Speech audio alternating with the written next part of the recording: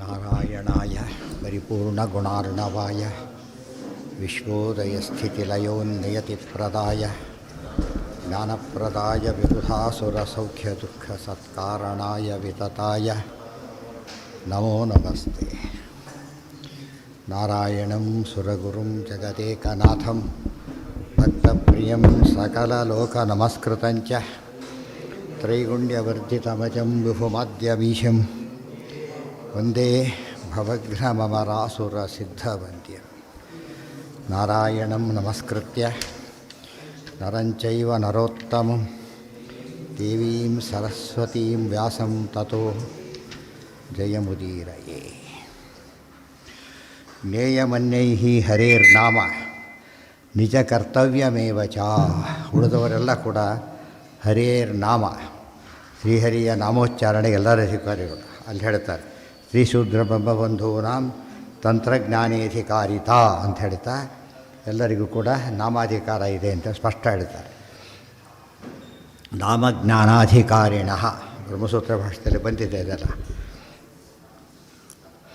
ಸರ್ವಥಾ ಕರ್ತವ್ಯ ಸರ್ವಥಾ ಅಂಧಂತಮೋ ಯಾತಿ ವರಂ ಸದೃಶಮೇವ ವಾ ಯೋ ವಿಷ್ಣೋರ್ಮನ್ಯತೆ ಕಿಂಚಿತ್ ಗುಣೈಃ ಕೈಶ್ಚಿದಪಿ ಕ್ವಚಿತ್.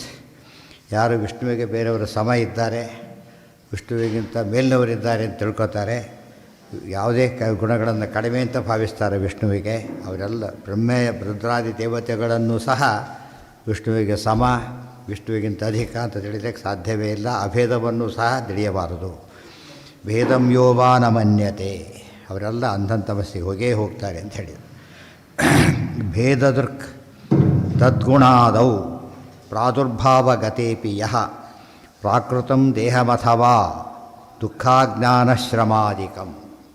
ಭೇದದೃಕ್ ತದ್ಗುಣಾದೌ ಚ ಪ್ರಾದುರ್ಭಾವಗತೆ ಅಪಿ ಯಃ ಪ್ರಾಕೃತಂ ದೇಹಂ ಅಥವಾ ದುಃಖ ಅಜ್ಞಾನ ಶ್ರಮಾದಿಕಂ. ಇದನ್ನು ಯಾವುದನ್ನು ಇವೆಲ್ಲ ದೋಷಗಳು, ದೇವರಲ್ಲಿ ದೋಷವನ್ನು ತಿಳಿಯಬಾರ್ದು. ಭೇದದೃಕ್ ತದ್ಗುಣಾದೌ, ವಿಷ್ಣುವಿಗೂ ಗುಣ ಮೊದಲಾದವುಗಳಿಗೂ ಸಹ ಭೇದದೃಕ್ ಭೇದವನ್ನು ತಿಳಿಯಬಾರ್ದು. ನಮಗೆ ಅರ್ಥ ಆಗುತ್ತೆ. ಬೆಂಕಿ ಯಾವ ಭಾಗ ಸುಡುತ್ತೆ ಅಂದರೆ ಏನು ಹೇಳಬೇಕು ಅದಕ್ಕೆ? ಎಲ್ಲ ಇಡೀ ಬೆಂಕಿನೇ. ಅದೇ ದೇವರು ಇದೆಲ್ಲ ಒಂದೊಂದಕ್ಕೂ ದೃಷ್ಟಾಂತ ಇಟ್ಟಿದ್ದಾರೆ ದೇವರು. ಕೆಲವು ಪದಾರ್ಥ ಹಾಗಿಲ್ಲ. ಹಾವು ಎಲ್ಲ ಕಡೆಗೂ ಕಚ್ಚಕ್ಕೆ ಬರಲ್ಲ, ಅದಕ್ಕೆ ಅಲ್ಲೆಲ್ಲಿ ಮಾತ್ರ, ಚೇಳು ಕೊಂಡಿಯಲ್ಲಿ ಮಾತ್ರ. ಆದರೆ ಬೆಂಕಿ ಎಲ್ಲ ಕಡೆ ಸುಡುತ್ತೆ. ಅದೆಲ್ಲ ದೃಷ್ಟಾಂತ ಇಡುತ್ತಾ ಭೇದದೃಕ್ ತದ್ಗುಣಾದೌ ಚ. ಹಾಗೆ ಅಗ್ನಿ ಸುಡಬಾರ್ದು, ಅಗ್ನಿನ ಮಾತ್ರ ತೊಗೊಂಡು ಬಾ ಅಂತ ಹೇಳಿದರೆ ಸಾಧ್ಯ ಇಲ್ಲ. ಅಗ್ನಿಗೂ ಸುಡುವಿಕೆ ಏನು ಸಂಬಂಧ ಇದೆ? ಅಭೇದ ಸಂಬಂಧ. ಅದಕ್ಕಾಗಿಯೇ ಆ ರೀತಿ ಎಲ್ಲ ಒಂದು ಅಗ್ನಿಗೆ ಒಂದಾಯ್ತು ಅಷ್ಟೇ. ದೇವರಿಗೆ ಎಲ್ಲ ಗುಣಗಳ ಜೊತೆಗೆ ಹಾಗೆ ಇರೋದು ಅನಂತ ಗುಣಗಳು. ಯಾವ ಒಂದು ಗುಣದ ಜೊತೆಗೂ ಸಹ ದೇವರಿಗೆ ಏನಿಲ್ಲ, ಭೇದ ಇಲ್ಲ. ಉಳಿದವರಿಗೆ ಸ್ವಲ್ಪ ಗುಣಗಳು ಅದರಲ್ಲೇ ಸ್ವರೂಪದಲ್ಲಾದರೆ ಬೇರೆ, ಹೊರಗಿಂದೆಲ್ಲ ಭಾಳ ವ್ಯತ್ಯಾಸ ಆಗೋಗ್ಬಿಡುತ್ತೆ. ಪ್ರಾದುರ್ಭಾವಗತೇಪಿಯ ಭೇದ ಹೇಳಬೇಕು. ದೇಹಕ್ಕೆ ಅದಕ್ಕೆಲ್ಲ ಭೇದನೇ ಹೇಳಬೇಕು. ಪ್ರಾದುರ್ಭಾವಗತೇಪಿಯ, ಪ್ರಾದುರ್ಭಾವದಲ್ಲಿ ಇದ್ದಾಗಲೂ ಕೂಡ ಏನಿಲ್ಲ, ಮೂಲ ರೂಪಕ್ಕೂ ಪ್ರಾಕೃತ ರೂಪ ಇದಕ್ಕೂ ಅವತಾರ ರೂಪಕ್ಕೂ ಭೇದ ಇಲ್ಲ. ಮತ್ತು ಗುಣ ಎಲ್ಲ ಕಾಮನ್, ಏನೇನೂ ವ್ಯತ್ಯಾಸ ಇಲ್ಲ. ಪೂರ್ಣಮದಃ ಪೂರ್ಣಮಿದಂ ಪೂರ್ಣಾತ್ ಪೂರ್ಣಮದಚ್ಯತೆ. ಪ್ರಾಕೃತಂ ದೇಹಮಥವಾ, ದೇವರಿಗೆ ಏನಿದೆ ಅಂತ ತಿಳ್ಕೊಳ್ಬಾರ್ದು. ಪ್ರಾಕೃತ ದೇಹ ಇದೆ ನಮ್ಮಂತೆ ಅಂತ ಭಾವಿಸಬಾರದು. ಏನು ಭೇದ ಇಲ್ಲ. ಅದು ದೇವರಿಗಿರೋ ರೀತಿ ಬೇರೆ. ದೇವರದ್ದು ಯಾವ ದೃಷ್ಟಿಯಿಂದಲೂ ಇಲ್ಲ. ಇವರು ಪ್ರಾಕೃತ ದೇಹ ಇರೋದರಿಂದ ಸ್ವಲ್ಪ ಒಂದು ವ್ಯತ್ಯಾಸ ಇದ್ದೇ ಇದೆ, ಆದರೆ ಸ್ವಲ್ಪ ಭೇದ. ಆದರೆ ಒಟ್ಟಾಗಿ ವ್ಯಕ್ತಿತ್ವದಲ್ಲಿ ಭೇದ ಇಲ್ಲ, ಅದರಲ್ಲಿ ಸಾಮರ್ಥ್ಯದಲ್ಲೂ ಭೇದ ಇಲ್ಲ, ಆದರೆ ಸ್ವಲ್ಪ ವ್ಯತ್ಯಾಸ ಇದೆ. ಲಕ್ಷ್ಮೀನಾರಾಯಣರಿಗೆ ಇದ್ದಾಗಿಲ್ಲ. ಮಹಾಲಕ್ಷ್ಮಿಗೆಲ್ಲ ಇದೇ ರೀತಿಯೇ, ಮಹಾಲಕ್ಷ್ಮಿ ಹಾಗೆ ತಿಳಿಬೇಕು. ಆದರೆ ಸ್ವಾತಂತ್ರ್ಯ ಅಸ್ವಾತಂತ್ರ್ಯ ಮಾತ್ರ ವ್ಯತ್ಯಾಸ. ಪ್ರಾಕೃತಂ ದೇಹಮಥವಾ ದುಃಖ ಅಜ್ಞಾನ ಶ್ರಮಾದಿಕಂ. ಅದೇ ಚಿಂತಾ ಸಂತಾಪ ಲೇಪೋದ್ಭವ ವೃತಿಮುಖರಾಶೇಷ ದೋಷಾತಿ ದೂರಂ. ಅವೆಲ್ಲ ದೋಷಗಳು. ಏನದು? ದುಃಖ, ಅಜ್ಞಾನ, ಶ್ರಮ, ಇದ್ಯಾವುದೂ ದೇವರಿಗಿಲ್ಲ. ದುಃಖ, ದೇವರಿಗೆ ದುಃಖ ಇದೆಯೋ? ಸೀತಾ ವಿಯೋಗ ದುಃಖ ಅಂತ ಹೇಳ್ತಾ ಅಲ್ಲ. ಅಜ್ಞಾನ, ಸೀತೆಯಲ್ಲಿದ್ದಾಳು ಗೊತ್ತಿಲ್ಲ, ಅದು ಅಜ್ಞಾನ, ಅದೂ ಇಲ್ಲ. ಶ್ರಮಾಧಿಕಂ, ಶ್ರಮ ಇಲ್ಲ. ಅದಕ್ಕೆ ದೇವರಿಗೆ ಏನಾಯಿತು? ಶ್ರಮ ಆಯಿತು, ಸ್ವಲ್ಪ ವಿಶ್ರಾಂತಿ ಪರಿಶ್ರಮದ ನಿದ್ದೆ ಬಂತು, ಮಲ್ಕೊಂಡ್ಬಿಟ್ಟು ಸುಸ್ತಾಗಿ ಕರ್ಣನ ತೊಡೆ ಮೇಲೆ. ಅವೆಲ್ಲ ಕೂಡ ಏನೋ ನಾಟಕನೇ ಹೊರತು ಏನಿಲ್ಲ ದೇವರಿಗೆ ಅದು ಯಾವುದೂ ಇಲ್ಲ. ವಾಯುದೇವರಿಗೆ ಶ್ರಮಾದಿಗಳಿಲ್ದವರು ಇರಬೇಕಾದ್ರೆ ಅವಿಶ್ರಮೋಸೌ ನಿಸ್ಸೀಮ ಪೌರುಷ ಬಲಸ್ಯ ಕುತಶ್ರಮೋಶ್ಯ. ಜೀವೋತ್ತಮರಾದ ವಾಯುದೇವರಿಗೆ ಶ್ರಮಾದಿಗಳಿಲ್ಲದೆ ಇರಬೇಕಾದ್ರೆ ಇನ್ನು ದೇವರಿಗೆ ಎಲ್ಲಿರಬೇಕು? ಅದೆಲ್ಲ ಸರಿಯಾಗಿ ಸಿಂಪಲ್ ಕಾಮನ್ ಸೆನ್ಸಿಂದ ಅರ್ಥ ಆಗುತ್ತೆ. ಜನಗಳಿಗೆ ಸೀರಿಯಸ್ಸಾಗಿ ಹೋಗೋದಿಲ್ಲ. ತಮ್ಮ ಫಲ ಆಗಬೇಕಷ್ಟೇ, ಆದ್ದರಿಂದ ಸರಿಯಾಗಿ ತಿಳ್ಕೊಳ್ಳೋದಕ್ಕೆ ಹೋಗೋದಿಲ್ಲ. ಯಾರೋ ಏನೋ ಕೊಡ್ತಿರ್ತಾರೆ, ಇಸ್ಕೊಂಡು ಯಾರು ಯಾವ್ಯಾರ ನಮಗೆ ಅದಕ್ಕೆ ಕೊಡ್ತಾರೆ, ಇಸ್ಕೊಂಡೋದ್ರೆ ಅದು ತಲೆ ಕೆಡಿಸ್ಕೊಬೋದಿಲ್ಲ. ಆದರೆ ದೇವರು ಯಾರು ಅಂತ ತಿಳ್ಕೊಂಡ್ರೆ ಎಷ್ಟು ಫಲ ಸಿಗುತ್ತೆ ಅವ್ರಿಗೆ ಗೊತ್ತಿಲ್ಲ. ಈ ಫಲ ನೆಗ್ಲಿಜಿಬಲ್ ಇದು. ಏನು ದೇವ್ರ ಬಗ್ಗೆ ಸುಮ್ಮನೆ ಇಸ್ಕೊಳ್ಳೋ ಫಲ ತೀರ ಸಾಮಾನ್ಯ. ಆದರೆ ನಿಜವಾದ ದೇವ್ರ ಬಗ್ಗೆ ಜ್ಞಾನ ಏನು ಪಡಿತೇವೆ, ಆ ಜ್ಞಾನದ ಫಲ ಮಾತ್ರ ಸರ್ವೇ ಪುರುಷಾರ್ಥ ಸ್ಯುಹು ಜ್ಞಾನಾದೇವ ರಸ. ಒಂದೆರಡು ಫಲ ಅಲ್ಲ, ಸಿಗದೇ ಇರೋ ಫಲಗಳೇ ಇಲ್ಲ. ಮುಕ್ತಿ ಅಂದರೆ ಒಂದೇ, ಎಲ್ಲ ಫಲಪ್ರಾಪ್ತಿ ಅಂದರೂ ಒಂದೇ. ಮನೋವಾಕ್ ತನುಭಿರ್ಯೋ ವಾ ತಸ್ಮಿನ್ ತದ್ಭಕ್ತ ಏವ ವಾ ಮನ್ಯತೆ ತಾರತಮ್ಯಂ ವಾ. ರೂಪರು ತಾರತಮ್ಯ ಹೇಳಬಾರ್ದು. ಪರಶುರಾಮ ಸೀನಿಯರು, ರಾಮ ಜೂನಿಯರು ಹಾಗೆಲ್ಲ ಹೇಳೋಕ್ಕೆ ಹೋಗಬಾರ್ದು. ಯಾಕೆ? ಇವರು ಭೇದನೇ ಇಲ್ಲ ಅಂತ ಹೇಳಿದ್ರೆ ಪ್ರಶ್ನೆನೇ ಬರೋದೇ ಇಲ್ಲ. ಮನ್ಯತೆ ತಾರತಮ್ಯ ಕ್ರಮ ಬೇರೆ, ಕ್ರಮ ಹೇಳೋದು ಬೇರೆ, ತಾರತಮ್ಯ ತಿಳ್ಕೊಳ್ಳೋದು ಬೇರೆ. ಗೊತ್ತಾಯ್ತಾ? 20 ಜನ ಸಮಾನರಿದ್ದಾರೆ, ಆಲ್ಫಾಬೆಟಿಕಲ್ ಆರ್ಡರ್ ಹೇಳಿದ್ರೆ ಇದರಿಂದ ಈ ತಾರತಮ್ಯ ಇಲ್ಲ. ಅದರಲ್ಲಿ ಕ್ರಮ ಅಷ್ಟೇ, ಆಲ್ಫಾಬೆಟಿಕಲ್ ಆರ್ಡರ್ ಅಷ್ಟೇ ಹೊರತು ಇದು ಅವತಾರದ ಕ್ರಮನೇ ಹೊರತು ತಾರತಮ್ಯ ಅಲ್ಲ. ಮನ್ಯತೆ ತಾರತಮ್ಯಂ ವಾ ತದ್ಭಕ್ತೇಷು ಅನ್ಯಥಾ ಏವ ಯಃ. ಎರಡಿದೆ. ಮನ್ಯತೆ ತಾರತಮ್ಯ ದೇವರ ಬಗ್ಗೆ ಮುಗಿತು. ತದ್ಭಕ್ತೇಷು ಅನ್ಯಥೈವ ಯಃ ಮನೋವಾಕ್ ತನುಭಿರ್ಯೋ ವಾ ತಸ್ಮಿನ್ ತದ್ಭಕ್ತ ಏವ ವಾ ವಿರೋಧಕೃತ. ಮತ್ತು ದೇವರಿಗೆ ಬಗ್ಗೆ ತಪ್ಪು ತಿಳ್ಕೊಬಾರ್ದು ಅಷ್ಟೇ ಅಲ್ಲ, ತದ್ಭಕ್ತೇಷು ಅನ್ಯಥಾ ಏವ ಯಃ. ದೇವರ ಭಕ್ತರ ಬಗ್ಗೆ ತಪ್ಪಾಗಿ ತಿಳಿಬಾರ್ದು. ಅವ್ರ ಯೋಗ್ಯತೆಗೆ ತಕ್ಕಂತೆ ತಿಳಿಬೇಕು. ಹೆಚ್ಚು ತಿಳಿದ್ರೂ ತಪ್ಪು, ಕಡಿಮೆ ತಿಳಿದ್ರೂ ತಪ್ಪು. ಹಿಂದೆ ಬಂದಿದೆ, ಸಮಾನಾಂ ವಿಷಮಾ ಪೂಜಾ ವಿಷಮಾನಾಂ ಸಮಾ ತಥಾ ಕ್ರಿಯತೆ ಏನ ದೇವೋಪಿ ಸ್ವಪತಾತ್ ಭ್ರಶ್ಯತೆ ಹಿ ಸಹ. ಕೃಷ್ಣಾವೃತ ಹಾಡೋದ ಮಾತು.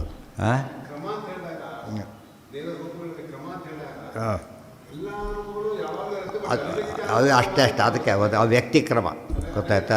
ದೇವತಾ ವೇದ ವರ್ಣಾನಾಂ ದೇವತಾನಾಂಚ ನಿತ್ಯತ್ವಾನ್ನ ಕ್ರಮಸ್ವತಃ ವ್ಯಕ್ತಿಕ್ರಮಂ ಅಪೇಕ್ಷತು. ತಂತ್ರಸಾರದಲ್ಲಿ ಹೇಳಿದ್ದಾರೆ ಅದನ್ನು. ದೇವತೆಗಳಿಗೆ ದೇವರು ಯಾವ ರೂಪಗಳಿಗೂ ಏನಿಲ್ಲ, ಏನೂ ಇಲ್ಲ. ಮತ್ತೇನಿದೆ? ವ್ಯಕ್ತಿಕ್ರಮ ಅಷ್ಟೇ. ಈ ಕ್ರಮದಲ್ಲಿ ಬಂತು ಅಷ್ಟೇ. ಅವರು ವ್ಯಕ್ತಿಕ್ರಮನೇ ಹೊರತು ಶಕ್ತಿಕ್ರಮ ಅಲ್ಲ. ಶಕ್ತಿಕ್ರಮದಲ್ಲಿ ವ್ಯತ್ಯಾಸನೇ ಇಲ್ಲ. ಈಗ ರಾಮಾವತಾರ ಕೃಷ್ಣಾವತಾರವಾಯಿತು, ಈ ಕ್ರಮ ಅಷ್ಟೇ ಹೊರತು ಕಾಣಿಸಿ ಇರೋ ಜೊತೆಗೆ ಇದೆ ಎಲ್ಲ ಕೂಡ ಕಾಣಿಸಿದ್ದ ಆಮೇಲೆ ಅಷ್ಟೇ ಹೊರತು ಆಮೇಲೆ ಬಂದಿದ್ದಲ್ಲ. ಅದು ಯಾವಾಗ ಎಲ್ಲ ರೂಪಗಳು ಅನಾದಿ ಮತ್ತು ನಿತ್ಯ, ಆವಾಗ ಸಮಸ್ಯೆ ಬರೋದಿಲ್ಲ.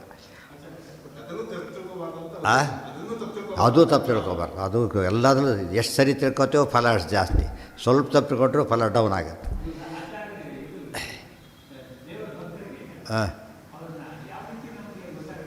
ಹೇಳ್ತಾರೆ ಈಗ ಪಾದುರ್ಭಾವಗತೇಪಿ ವಾ ಪ್ರಾಕೃತಂ ದೇಹಮಥವಾ ದುಃಖ ಅಜ್ಞಾನ ಶ್ರಮಾದಿಕಂ ಮನ್ಯತೆ ತಾರತಮ್ಯಂ ವಾ ತದ್ಭಕ್ತೇಷು ಅನ್ಯಥೈವ ಯಃ.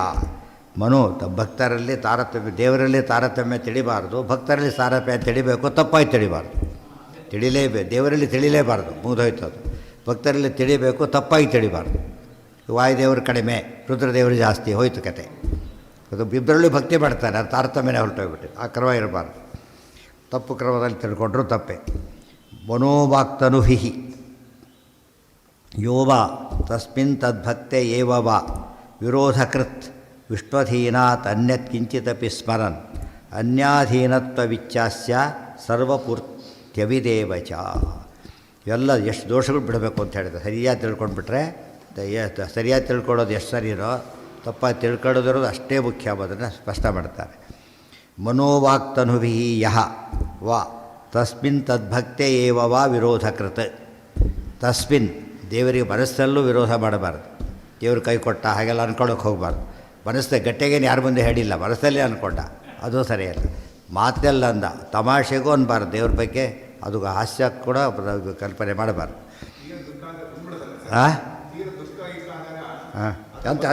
ಅಂತಾರೆ ಕೈ ಕೊಟ್ಬಿಟ್ಟ ದೇವ್ರು ಕೂಡ ಅಂತ ಹೇಳ್ಬಿಡ್ತಾರೆ. ದೇವ್ರು ಮರ್ತೇ ಬಿಟ್ಟ ಅನ್ನೋದು, ಕೈ ಕೊಟ್ಬಿಟ್ಟ ಅನ್ನೋದು ಏನೇನೋ ಹೇಳ್ಬಿಡ್ತಾರೆ. ಮನ್ಯತೆ ತಾರತಮ್ಯಂ ವಾ ತದ್ಭಕ್ತೇಷು ಅನ್ಯಥೈವ ಯಃ ಮನೋವಾಕ್ತನುಭಿ. ಮನಸ್ಸಿನಲ್ಲಿ, ವಾಕ್ ಮಾತಿನಲ್ಲಿ, ತನು ದೇಹದೊಳಗೆ. ಯೋ ವಾ ತಸ್ಮಿನ್ ತದ್ಭಕ್ತೆ ಏವವ ದೇವ್ರ ಬಗ್ಗೆ ಆಗಲಿ ದೇವರ ಭಕ್ತರ ಬಗ್ಗೆ ಆಗಲಿ ವಿರೋಧವನ್ನು ಮಾಡಬಾರ್ದು. ತದ್ಭಗ ಎಷ್ಟು ಒತ್ತು ಹೇಳ್ತಾರೆ, ನಮ್ಮಲ್ಲಿ ಅದು ಹೋಗೇ ಇಲ್ಲ. ಇಷ್ಟ ಆದರೂ ಕೂಡ ಡಾಮಿನೇಟ್ ಆಗಿರೋದು ಅದು ಒಂದೇ. ಬೇರೆ ಎಲ್ಲದಕ್ಕಿಂತ ಹೆಚ್ಚು ಪ್ರಾಧಾನ್ಯ ಇರೋದು ಯಾವುದಕ್ಕೆ? ಇನ್ನೊಬ್ಬರು ಬೈಯೋದಕ್ಕೆ. ಭಾರಿ ತಪ್ಪು. ವಿಷಯ ತಪ್ಪಲ್ಲ, ವಿಮರ್ಶೆ ಎಂದೂ ತಪ್ಪಲ್ಲ, ಗೊತ್ತಾಯ್ತಾ? ಪರಮತ ವಿಮರ್ಶೆ ಕೂಡ ತಪ್ಪಲ್ಲ. ನಿಂದೆ ಮಾಡಬಾರ್ದು. ಪರಮತ ವ್ಯಕ್ತಿಗಳೇ ನಿಂದೆ ಮಾಡಬಾರ್ದು ಅಂದಮೇಲೆ ಇನ್ನು ಸ್ವಕೀಯ ನಿಂದೆ ಮಾಡಲಿಕ್ಕೆ ಹೇಗೆ ಬರ್ತದೆ? ಆ ವಿಷಯದ ಬಗ್ಗೆ ಮಾತಾಡಿ, ಅದು ಸರಿಯಲ್ಲ, ಅದಕ್ಕೆ ಇದಕ್ಕೆ ಸಂಬಂಧ ಇಲ್ಲ. ಸರಿ ತಪ್ಪುಗಳು ಬೇರೆ, ಆದರೆ ನಿಂದೆ ಬೇರೆ. ಇವತ್ತು ಬೈದ್ರೇ ಭಕ್ತಿ ಅಂತ ತಿಳ್ಕೊಂಡ್ಬಿಡ್ತಾರೆ. ಇನ್ನೊಂದು ಮಾಡ್ತಾನೆ ಬೈದರೆ ನಮ್ಮ ಮಠದಲ್ಲಿ ಭಾರಿ ಭಕ್ತಿ ಇದೆ. ಇನ್ನೊಬ್ಬರ ಅಪ್ಪ ಅಮ್ಮನ ಬೈಬೇಕಾ ನಮ್ಮ ಅಪ್ಪ ದೊಡ್ಡದು ಅಂತ ಹೇಳೋದಕ್ಕೆ? ನಮಗೆ ನಮ್ಮ ತಂದೆ ತಾಯಿ ಅವ್ರಿಗೆ ಶ್ರೇಷ್ಠ ಇದ್ದೇ ಇರ್ತಾರೆ. ಅದರಲ್ಲಿ ತಾರತಮ್ಯಗಳು ದೊಡ್ಡವ್ರು ನಮಗೆಲ್ಲ ಗೊತ್ತಾಗೋದಿಲ್ಲ. ಆದ್ದರಿಂದ ಎಷ್ಟು ಬೇಕೋ ಅಷ್ಟು ತಿಳ್ಕೊಂಡ್ರೆ ಸಾಕು, ಅತಿ ಮಾಡೋದಕ್ಕೆ ಹೋಗ್ಬಾರ್ದು.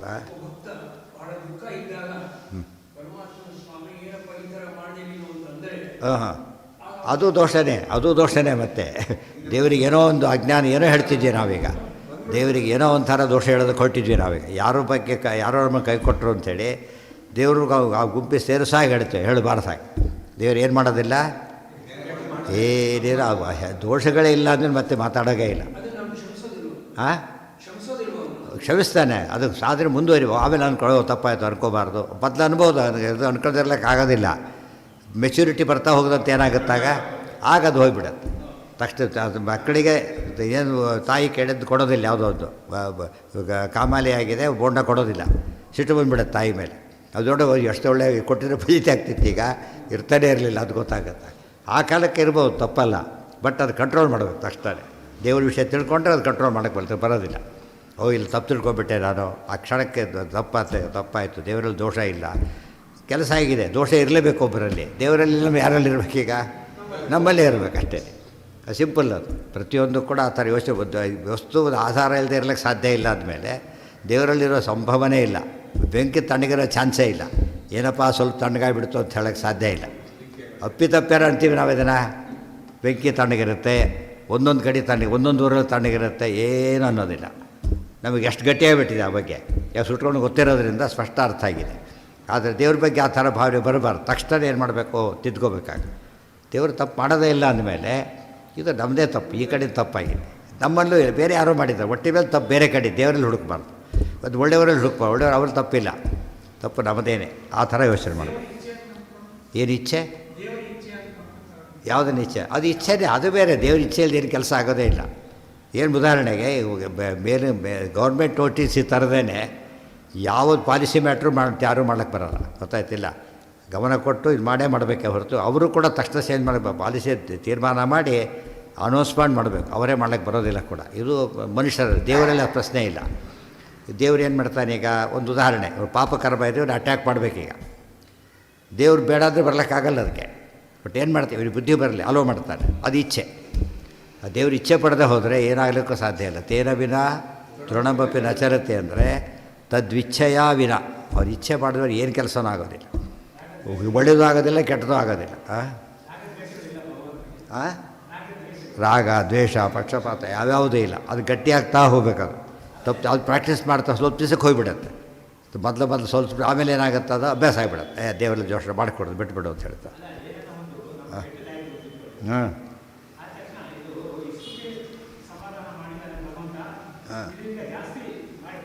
ಅದು ಹೇಳಿದ್ನಲ್ಲ, ದೇವರು ತಪ್ಪು ಮಾಡಿಲ್ಲ. ನನಗೆ ದುಃಖ ಅನುಭವ ಮಾಡೋ ತಪ್ಪು ನಾನು ಮಾಡಿದ್ದೇನೆ. ದೇವರು ಅದನ್ನು ಕೊಟ್ಟಿದ್ದಾನೆ. ಕೊಡಬೇಕಾದ್ರೂ ಕೂಡ ದೇವರು ಕಡಿಮೆ ಕೊಟ್ಟಿದ್ದಾನೆ. ಯಾವಾಗಲೂ ದೇವರು ಏನು ಮಾಡೋದಿಲ್ಲ, ಮಕ್ಕಳನ್ನ ತಂದೆ ತಾಯಿ ಹೊಡಿಬೇಕು. ಎಷ್ಟೇ ಹೊಡೆದ್ರೂ ಕೂಡ ಬಂತಲ್ಲ, ಅಂಗಹಾನಿ ಆಗಬಾರ್ದು ಅಂತೇಳಿ. ಅದೇ ನಮಗೆ ಹೇಳೋ ದೇವರಿಗೆ ಅಷ್ಟು ಗೊತ್ತಿಲ್ವಾ? ಎಂದೂ ಕೂಡ ದೇವರು ಭಾರಿ ಶಿಕ್ಷೆ ಕೊಟ್ಟ ಕೂಡ ಅನ್ನಬಾರ್ದು. ಶಿಕ್ಷೆ ಸರಿಯಾಗಿ ಕೊಟ್ಟ, ಕಡಿಮೆ ಕೊಟ್ಟ. ಎಷ್ಟು ಮಾಡಿದರೂ ಕೂಡ ಕಡಿಮೆ ಕೊಟ್ಟ. ಯಾಕಂದ್ರೆ ದೇವ್ರು ನಾವು ಮಾಡಿದ ತಪ್ಪುಗಳಿಗೆ ದೇವರು ಅದೇ ರೀತಿ ತಪ್ಪು ಶಿಕ್ಷೆ ಕೊಡ್ಲಿಕ್ಕೆ ಹೊರಟ್ರೆ ಯಾರಿಗೂ ಸಹಿಸ್ಕೊಳ್ಳೋಕ್ಕೆ ಸಾಧ್ಯವೇ ಇಲ್ಲ. ಎಲ್ಲ ಕಂಡೌನ್ ಮಾಡ್ತಾ ಹೋಗ್ತಾನೆ ಕೇಳದೇನೆ. ಅದು ಸಹಜ ಕಾರುಣ್ಯ. ಕೇಳಿ ಮಾಡಿದರೆ ಅದು ಕಾರುಣ್ಯ, ಅದು ಕೇಳದೆ ಮಾಡಿ ಇನ್ನೂ ದೊಡ್ಡ ಕಾರುಣ್ಯ. ವಿರೋಧಕೃತ್ ವಿಷ್ಣುಧೀನ. ಯಾರೋ ನಮ್ಮನ್ನು ಪರಿಚಿತರು ನೋಡ್ದೆ ಹೋಗಿಬಿಡ್ತಾರೆ, ಸಿಟ್ಟು ಬಂದುಬಿಡುತ್ತೆ. ಏನು ನೋಡ್ದೆ ಹೋಗ್ತಾರ್ರಿ, ಮನೆ ಬಂದು ಹಿಡ್ಕೊಂಡು ನೆನಪಿಲ್ಲ ಅಂತ ಕೇಳ್ತಾರಾಗ ಮನಸ್ಸಿಗೆ ಹಲ್ಟಾಗುತ್ತೆ ಅವನಿಗೆ. ಆದರೆ ದೇವ್ರಿಗೆ ಒಂದು ಸರ್ತಿ ಬರ್ತಾ ದೇವ್ರು ಯಾವಾಗಲೂ ಬರ್ತಿರೋದ್ರಿಂದ ದೇವ್ರು ಎಷ್ಟು ಶಿಕ್ಷೆ ಕೊಡ್ಬೋದು. ಒಂದು ಸರ್ತಿ ನೆಕ್ಸ್ಟ್ ಟೈಮ್ ಬಂದರೆ ನಿಮಗೆ ಮಾಡೋದಿಲ್ಲ, ತೀರ್ಮಾನ ಮಾಡ್ತಾರೆ. ನೆಕ್ಸ್ಟ್ ಟೈಮ್ ಅವ್ರು ಬಂದರೆ ಟ್ರೀಟ್ ಮಾಡೋದಿಲ್ಲ, ಕೈ ಕೊಟ್ಬಿಟ್ರು. ಆದರೆ ದೇವರು ಪ್ರತಿ ಕ್ಷಣದಲ್ಲೂ ನಡಿಬೇಕಾದ್ರೆ ನಾವು ಎಷ್ಟೇ ನಡೆದಿದ್ದು ನೆನೆ ಹಾಕಿದ್ರು ಬರ್ತಿದ್ದೇ ಜಾಸ್ತಿ ನೆನೆದಿರೋದಕ್ಕಿಂತ ಎಂಥ ಭಕ್ತರೂ ಕೂಡ ಸಾಮಾನ್ಯ ಹಂತದಲ್ಲಿ ಹಾಗೆ ಮಾಡ್ಕೋತಾರೆ. ಅದು ತುಂಬ ಅಡ್ವಾನ್ಸ್ ಆಗ್ಬೇಕಾದ್ರೆ ಭಾರಿ ಕಷ್ಟ. ಆ ತಪ್ಪನ್ನೆಲ್ಲ ದೇವರು ಕ್ಷಮಿಸ್ತಾರೆ ಅಂದರೆ ಅದು ದೊಡ್ಡ ಕಾರುಣ್ಯ.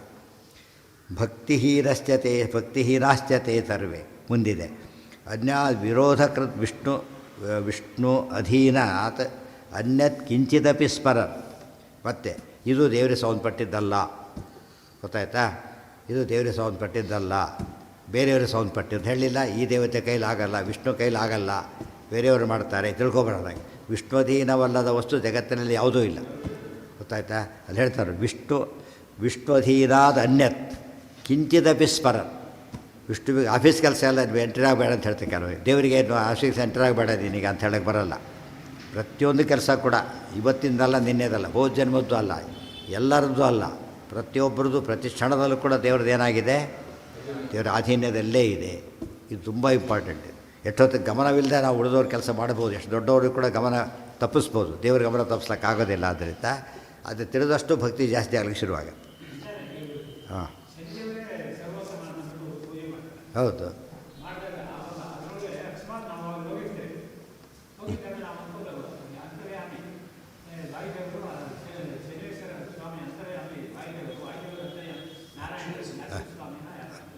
ಹಾಂ,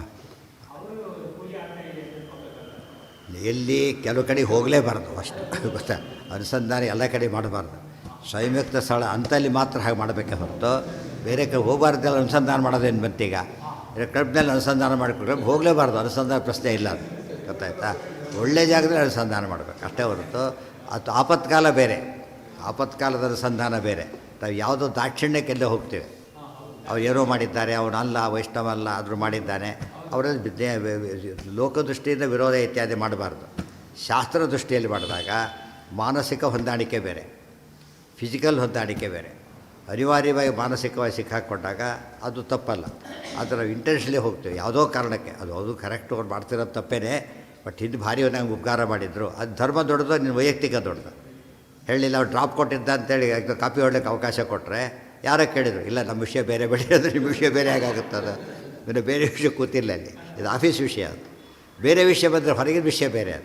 ಅದು ಸಸ್ಪೆಂಡ್ ಮಾಡಿದ್ದ, ಆಮೇಲೆ ಮಾತಾಡ್ಸಕ್ಕೆ ಹೋದ ಮನೆಗೆ ಹೋದ, ಅಫಿಷಿಯಲಿ ಸಸ್ಪೆಂಡ್ ಮಾಡ್ದ, ಮನೆಗೆ ಹೋಗಿ ಸಮಾಧಾನ ಮಾಡ್ದ. ಯಾಕೆ ಅದು ಈ ಋಣ, ಅದು ಪರಿಚಯ ಅಷ್ಟೇ. ಬಟ್ ಈ ಸಮಾಧಾನ ಏನು ಮಾಡಿಕೊಂಡು ಮತ್ತೆ ಸೇರಿಸ್ತೀನಿ ಅಂತ ಆ ಸಮಾಧಾನ ಮಾಡೋಕ್ಕೆ ಬರೋಲ್ಲ, ಗೊತ್ತಾಯ್ತಾ? ತಪ್ಪಾಗಿದೆ, ಅದನ್ನು ಅನಿವಾರ್ಯ ಮಾಡಲೇಬೇಕಾಗಿತ್ತು, ನಾನು ಮಾಡಿದ್ದೇನೆ, ವೈಯಕ್ತಿಕ ಅಲ್ಲ ಇದು, ನೆಕ್ಸ್ಟ್ ಟೈಮ್ ಹೀಗೆಲ್ಲ ಮಾಡಬೇಡ ಅಂತ ಆ ಥರ ಸಮಾಧಾನ ಮಾಡಬೇಕೆ ಹೊರತು ಈ ರೀತಿ ಹೇಳಬಾರ್ದು. ಅದು ಹೇಳಿದ್ದಾರೆ, ವಿಶ್ವಾಸ ಇಟ್ಕೊಂಡು ಕೂಡ ತಿದ್ದಕ್ಕೆ ಬರುತ್ತೆ. ನೀನು ಕಾಪಿ ಹೊಡಿಬಾರ್ದಾಗಿತ್ತು, ನನ್ನ ಹೆಸರು ಕೆಡ್ತಾಯಿತ್ತು, ಮಾಡಿದ್ದೀರಿ, ಈಗ ನನ್ನ ಮೇಲೆ ದ್ವೇಷ ಮಾಡಬೇಡ, ಇನ್ಮೇಲೆ ಹಾಗೆ ಮಾಡಬೇಡ, ಒಳ್ಳೆ ಉಪದೇಶ ಮಾಡೇ ಇರೋ ತಪ್ಪಲ್ಲ. ಅದ್ರ ಜೊತೆ ಹೊಂದಾಣಿಕೆ ಮಾಡ್ಕೊಳ್ಳೋಕೆ ಹೋಗಬಾರ್ದು. ನಾವು ತುಂಬ ಏನು ಮಾಡ್ತೀವಿ, ಯಾವುದೋ ಕಾರಣಕ್ಕೋಸ್ಕರ ಅಧರ್ಮದ ಜೊತೆ ಹೊಂದಾಣಿಕೆ ಮಾಡ್ಕೊಂಡ್ಬಿಡ್ತೀವಿ. ಹೋಗಲೇಬಾರ್ದು, ಹೋಗೇ ಹೋಗ್ತಾರೆ. ಯಾಕೆ ಭಾರಿ ಭಾರಿ ಉಪಕಾರ ಮಾಡಿದ್ದಾರೆ ನಮಗೆ. ಹೇಳಿದ ಏಕಾದಶಿ ಊಟ ಮಾಡಿದವ್ರು ಇದ್ದಾರೆ, ಯಾಕೆ ಅವ್ರ ಕಂಪ್ನಿ ಕೊಡ್ಲಿಕ್ಕೆ, ಅವ್ರಿಗೆ ಮಾಡಿದ್ದೇ ಮೊದಲನೇ ತಪ್ಪು, ಕಂಪ್ನಿ ಬೇರೆ ಕೊಡೋದು ಜೊತೆಗೆ ಆ ರೀತಿ ಮಾಡಿದ್ದಾರೆ. ಅವ್ರು ಬಂದರು, ಏಕಾದಶಿ ಬಂದರು, ಭಾರಿ ಉಪಕಾರ ಮಾಡಿದವರು, ದಾಚೆ ಇರೋದಿಲ್ಲ ಅಂದ್ಬಿಟ್ರು. ಸೊ ಅವತ್ತೇ ಕಳಿಸ್ಬೇಕಾಯ್ತು, ಉಪವಾಸ ಕಳಿಸೋದು ಕಷ್ಟ ಅಂತೇಳಿ ಊಟ ಮಾಡಿಗೆ ಮಾಡಿಸಿದ್ವಿ. ಅವ್ರ ಒಬ್ರಿಗೆ ಹಾಕಿ ಬೇಸಾಡ್ಬೇಕು, ನಾವು ತಿಂದ್ವಿ, ಆಯಿತಾ? ಉಡಿ ತೋತು ವರ್ಷ ಸರ್ತಿದೆ, ಹೋಗ್ತಾ ಕತೆ ಹೋಗುತ್ತದೆ. ತಪ್ಪು ಮಾಡ್ಲಿಕ್ಕೆ ಕೊಟ್ಟರೆ ಅದಕ್ಕೆ ಸಾವಿರಾರು ಕಾರಣ ಕೊಡ್ಬೋದು. ಸರಿ ಮಾಡೋದಕ್ಕೆ ಒಂದೇ ದಾರಿ, ವ್ಯವಸಾಯಾತ್ಮಿಕ ಬುದ್ಧಿ ಏಕೇಹ ಕುರುಣಂತ. ತಪ್ಪಿಸ್ಕೊಳ್ಳೋಕ್ಕೆ ಸಾವಿರ ದಾರಿ. ಅದರಿಂದ ಕಾರಣ ಕೊಟ್ಟ ಮಾತ್ರಕ್ಕೆ ವಿಷಯ ಸರಿಯಾಗೋದಾಗಿದ್ದರೆ ಯಾರು ಬೇಕಾದ್ರೆ ಕಾರಣ ಕೊಡ್ಬೋದು. ಕಾರಣದಕ್ಕೆ ಸಂಬಂಧನೇ ತಪ್ಪೇ. ಕೆಲವು ಆಪತ್ಕಾಲದಲ್ಲಿ ಕಾರಣ ಕೊಡ್ಬೋದು, ಆದರೆ ಇದು ಯಾವುದೂ ಇಲ್ಲೇ ಇಲ್ಲ. ದಿನನಿತ್ಯ ಆಪತ್ತಿನ ಪ್ರಶ್ನೆ ಬರೋದಿಲ್ಲ. ವಿರೋಧಕೃತ್, ಒಟ್ಟಿನ ಮೇಲೆ ವೈಷ್ಣವ ದ್ವೇಷವನ್ನು ಕೂಡ ಸರ್ವಥಾ ಮಾಡಬಾರ್ದು. ಅದಕ್ಕೆ ಕಾಮನ್ ಸೆನ್ಸ್. ನಮ್ಮ ಮೇಲೆ ಯಾರು ದ್ವೇಷ ಮಾಡ್ತಾರೆ ಅವ್ರ ಮೇಲೆ ನಮಗೆ ಕೋಪ ಬರುತ್ತೋ, ನಮಗೆ ಬೇಕಾದವನು ಮಾಡಿದರೂ ಕೂಡ ಅದೇ. ಕೃಷ್ಣ ಹೇಳಿದ ಅದೇ ಮಾತು, ಪಾಂಡವಾನ್ ದ್ವಿಷಸೇ ರಾಜನ್ ಮಮ ಪ್ರಾಣಾಹಿ ಪಾಂಡವ. ಅದಕ್ಕೆ ನಾನು ಊಟನೇ ಮಾಡೋದಿಲ್ಲ. ಇದು ತೋರ್ಸೋಕ್ಕೆ ಎಷ್ಟು ಜನಕ್ಕೆ ಸಾಧ್ಯ ಇದೆ? ಇದು ಹೇಳಿದ ಜಯತೀರ್ಥ ಅಂತ ಮಹಾನುಭಾವರ ಬಗ್ಗೆ ತೋರಿಸಲಿಲ್ಲ. ಅದು ಹಿಂದೆ ಮಾಡ್ತೀರಿ ಅಂತಂದು ಹೇಳಿದ್ರ ಬದಲು ಒಬ್ಬರು ಹೇಳೋಕ್ಕಾಗಲಿಲ್ಲ ಅಂತ ಕೇಳಿದರೆ ಎಷ್ಟು ಆಶ್ಚರ್ಯ. ಒಂದು ಕಾರಣ ಕೊಟ್ಟರೆ ಸಾಕಾಗ್ತಿತ್ತು. ಆ ದೀಕ್ಷೆ ಬರಲಿಲ್ಲ. ಕೃಷ್ಣ ತಮಾಷೆ ಅಂದರೆ ಕೃಷ್ಣ ಭಕ್ತನ ಕೈ ಬಿಡಲಿಲ್ಲ, ನಾವು ಗುರುಗಳನ್ನ ಕೈ ಬಿಟ್ಟಾಗಾಯ್ತು. ಎಲ್ಲಿ ಬಿದ್ದಾಗಾಯ್ತು. ಈಗ ಗುರುಗಳಿಗೆ ಕೈ ಬಿಟ್ಟಾಗಾಯ್ತು. ಭಾಳ ಅದು ಇದಲ್ಲ, ಅದು ಎಕ್ಸ್ಪ್ಲೇನ್ ಮಾಡೋಕ್ಕಾಗಲ್ಲ. ಅದು ಯಾವುದಷ್ಟು ಎಷ್ಟೇ ಕಾರಣ ಕೊಟ್ಟರು ತಪ್ಪೇ ಅದು ಅಷ್ಟೇ. ಏನೋ 1000 ಕಾರಣ ಕೊಡ್ಬೋದು, ಎಷ್ಟು 1000 ಕಾರಣ ಕೊಟ್ಟರು ಕೂಡ ಇದಕ್ಕೆ ಇನ್ಫ್ಯಾಕ್ಟ್ ದೇವರು ಹೇಳ್ತಾನೆ, ನನ್ನ ದ್ರೋಹ ಕ್ಷಮಿಸ್ತೇನೆ, ಭಕ್ತರು ದ್ರೋಹ ಕ್ಷಮಿಸೋದಿಲ್ಲ ಅಂತ ಹೇಳ್ತಾನೆ. ತದ್ಭಕ್ತ ದ್ವೇಷ ಏವಚ. ಹಿರಣ್ಯಕಶಿಪು ಅಷ್ಟೆಲ್ಲ ತಪ್ಪು ಮಾಡಿದ್ದರೂ ಕೂಡ ಕೊಲ್ಲಿಲ್ಲ, ಪ್ರಹ್ಲಾದ ದ್ವೇಷ ಮಾಡ್ತಾ ಹೊಡೆದ. ಅಂದರೆ ಅದು ತಮಾಷೆ. ಇನ್ನೂ ನೋಡಿ, ತನ್ನ ದ್ವೇಷ ಮಾಡಿದ ರಾವಣನನ್ನು ಸೌಮ್ಯ ರೂಪದಲ್ಲಿ ಕೊಂದ, ರಾಮರೂಪದಿಂದ. ಇದನ್ನು ಉಗ್ರ ರೂಪದಲ್ಲಿ ನರಸಿಂಹ ರೂಪನ ಹೇಗೆ ಮಾಡ್ತಾನೆ, ಒಂದು ತನ್ನ ಭಕ್ತರ ಮೇಲೆ ಇನ್ನೂ ಜಾಸ್ತಿ ಕೋಪ ಕೊಡುತ್ತಾನೆ ಅಂತ ಅರ್ಥ. ಇನ್ನೂ ಜಾಸ್ತಿ ಕೋಪ ಕೊಡುತ್ತಾನೆ. ಯಾವ ನಮ್ಮಲ್ಲಿ ಕಾನ್ಸೆಪ್ಟಾಗೆ ನನ್ನ ಬೈದರೆ ಸುಮ್ಮನೆ ಇರ್ತೀನಿ, ಅವರು ಬೇರೆ ಸುಮ್ಮನೆ ಇರಲ್ಲ ಅಂತ ಹೇಳ್ತಾನೆ. ಅದು ಟ್ರೆಂಡ್ ಅದು. ಇದನ್ನು ಅರ್ಥ ಮಾಡಿಕೊಂಡ್ರೆ ಭಾಳ ತಪ್ಪದು. ಆ ಕಾಲಕ್ಕೆ ಆಶ್ಚರ್ಯ. ಇವತ್ತಿಗೂ ಎಕ್ಸ್ಪ್ಲೇನ್ ಮಾಡೋದು ಭಾರಿ ಕಷ್ಟ ಅದು. ಹೇಗೆ ನಡೀತಾವೆ, ಯಾರೂ ಪ್ರಯತ್ನ ಮಾಡಲಿಲ್ಲ ಅಂತ ಹೇಳಿದರೆ ಎಷ್ಟು ಆಭಾಸ ಅದು. ಬೇರೆಯವ್ರನ್ನ ಉತ್ತರ ಕೊಡಲಿಕ್ಕೆ ಆಗಲ್ಲ. ಪರ್ವತ ಕಂಡೆ ನಮ್ಮನ್ನು ಖಂಡನೆ ಮಾಡಿ, ನೀವು ಮೊದಲು ಸರಿ ಮಾಡಿಕೊಳ್ಳಿ ಅಂತಾರಷ್ಟೇ. ನೀವು ಸರಿ ಮಾಡಿಕೊಳ್ಳಿ, ನಮ್ಮ ಹತ್ರ ಹೇಳೋಕ್ಕೆ ಬರಬೇಡಿ ಅಂತ ಹೇಳಿದ್ರು. ಅರ್ಥ ಆಯ್ತಾ? ಎಷ್ಟೋ ಜನ ಬೇರೆಯವ್ರು ಹೇಳಿದವರು ಇದ್ದಾರೆ, ಬೇರೆ ಬರ್ತದವರು. ನಮಗೆ ಹೂವೇನು ನಾವು ಗಲಾಟೆ ಬಿಟ್ಟು ನಮ್ಮ ಹೂವನ್ನೇ ನಾವು ಮಾಡ್ತೀವಿ ಬೇಕಾದ್ರೆ, ಅಷ್ಟರ ಮಟ್ಟಿಗೆ. ಅಂದರೆ ಇದೇ ಇಲ್ಲ, ಸಾರ ವಿವೇಕನೇ ತಪ್ಪಿ ಅದು ದುರಂತ, ಆ ದೊಡ್ಡ ದುರಂತ ಆ ಲೆಕ್ಕದಲ್ಲಿ. ಇಡೀ ಶತಮಾನ ಕಂಡ ದುರಂತ ಅಂತೀವಲ್ಲ, ಶತಮಾನಗಳು ಕಂಡ ದುರಂತ ಆ ಲೆಕ್ಕದಲ್ಲಿ. ಯಾಕೆ ಜೈತೆ ಆವಾಗ ಯಾರು ಮಾತಾಡಿದವರೇ ಇಲ್ಲ. ಇದನ್ನು ಅರ್ಥ ಮಾಡಿಕೊಂಡ್ರೆ ಒತ್ತೊತ್ತು ಹೇಳ್ತಾರೆ, ಎಂದೂ ಹಾಗೆ ಮಾಡಬಾರದು ಅಂತ ಹೇಳ್ತಾರೆ. ಅದೇನು ಹೊಡೆದು ಬಿಡೋದೆಲ್ಲ ಮಾಡಬೇಕು ಅಂತ ಅರ್ಥ ಅಲ್ಲ. ಅದಕ್ಕೆ ತಪ್ಪು ಅಂತ ಹೇಳೋದು ಅಷ್ಟೇ, ಏನು ಬೇರೆ ಕೆಲಸ ಅಲ್ಲ. ಅಟ್ಯಾಕ್ ಮಾಡೋದು, ಇವರು ಗುಂಡಾಗಿರಿ ಅವೆಲ್ಲ ಹೇಳಿಲ್ಲ ಶಾಸ್ತ್ರ. ತಪ್ಪು ಅಂತ ಹೇಳೋ ಅಷ್ಟರ ಮಟ್ಟಿಗೆ ಮಾಡೋದು. ಕೃಷ್ಣ ಡೈರೆಕ್ಟಾಗಿ ಹೇಳೋದು ಸಾಧ್ಯವೇ ಇಲ್ಲ. ನನಗೇನೋ ಬೀಗರು ಪರಸ್ಪರ, ನಮಗೇನು ಸಂಬಂಧ ಕೂಡ ಇರೋದಿಲ್ಲ ಯಾರು ಕೂಡ. ಬೀಗರು ಇಷ್ಟಾದರೂ ಕೇಳಲಿಲ್ಲ, ಯಾವುದನ್ನು ಗಮನಿಸಿಲ್ಲ. ಭಕ್ತ ಅದು ಪ್ರಿನ್ಸಿಪಲ್ ಅಂತ ಹಾಗಿರೋದು. ಹಾಂ ಏನು? ಹಾಂ ಯಾಕೆ ಏನು ಮಾಡ್ದೆ? ಯಾರನ್ನ?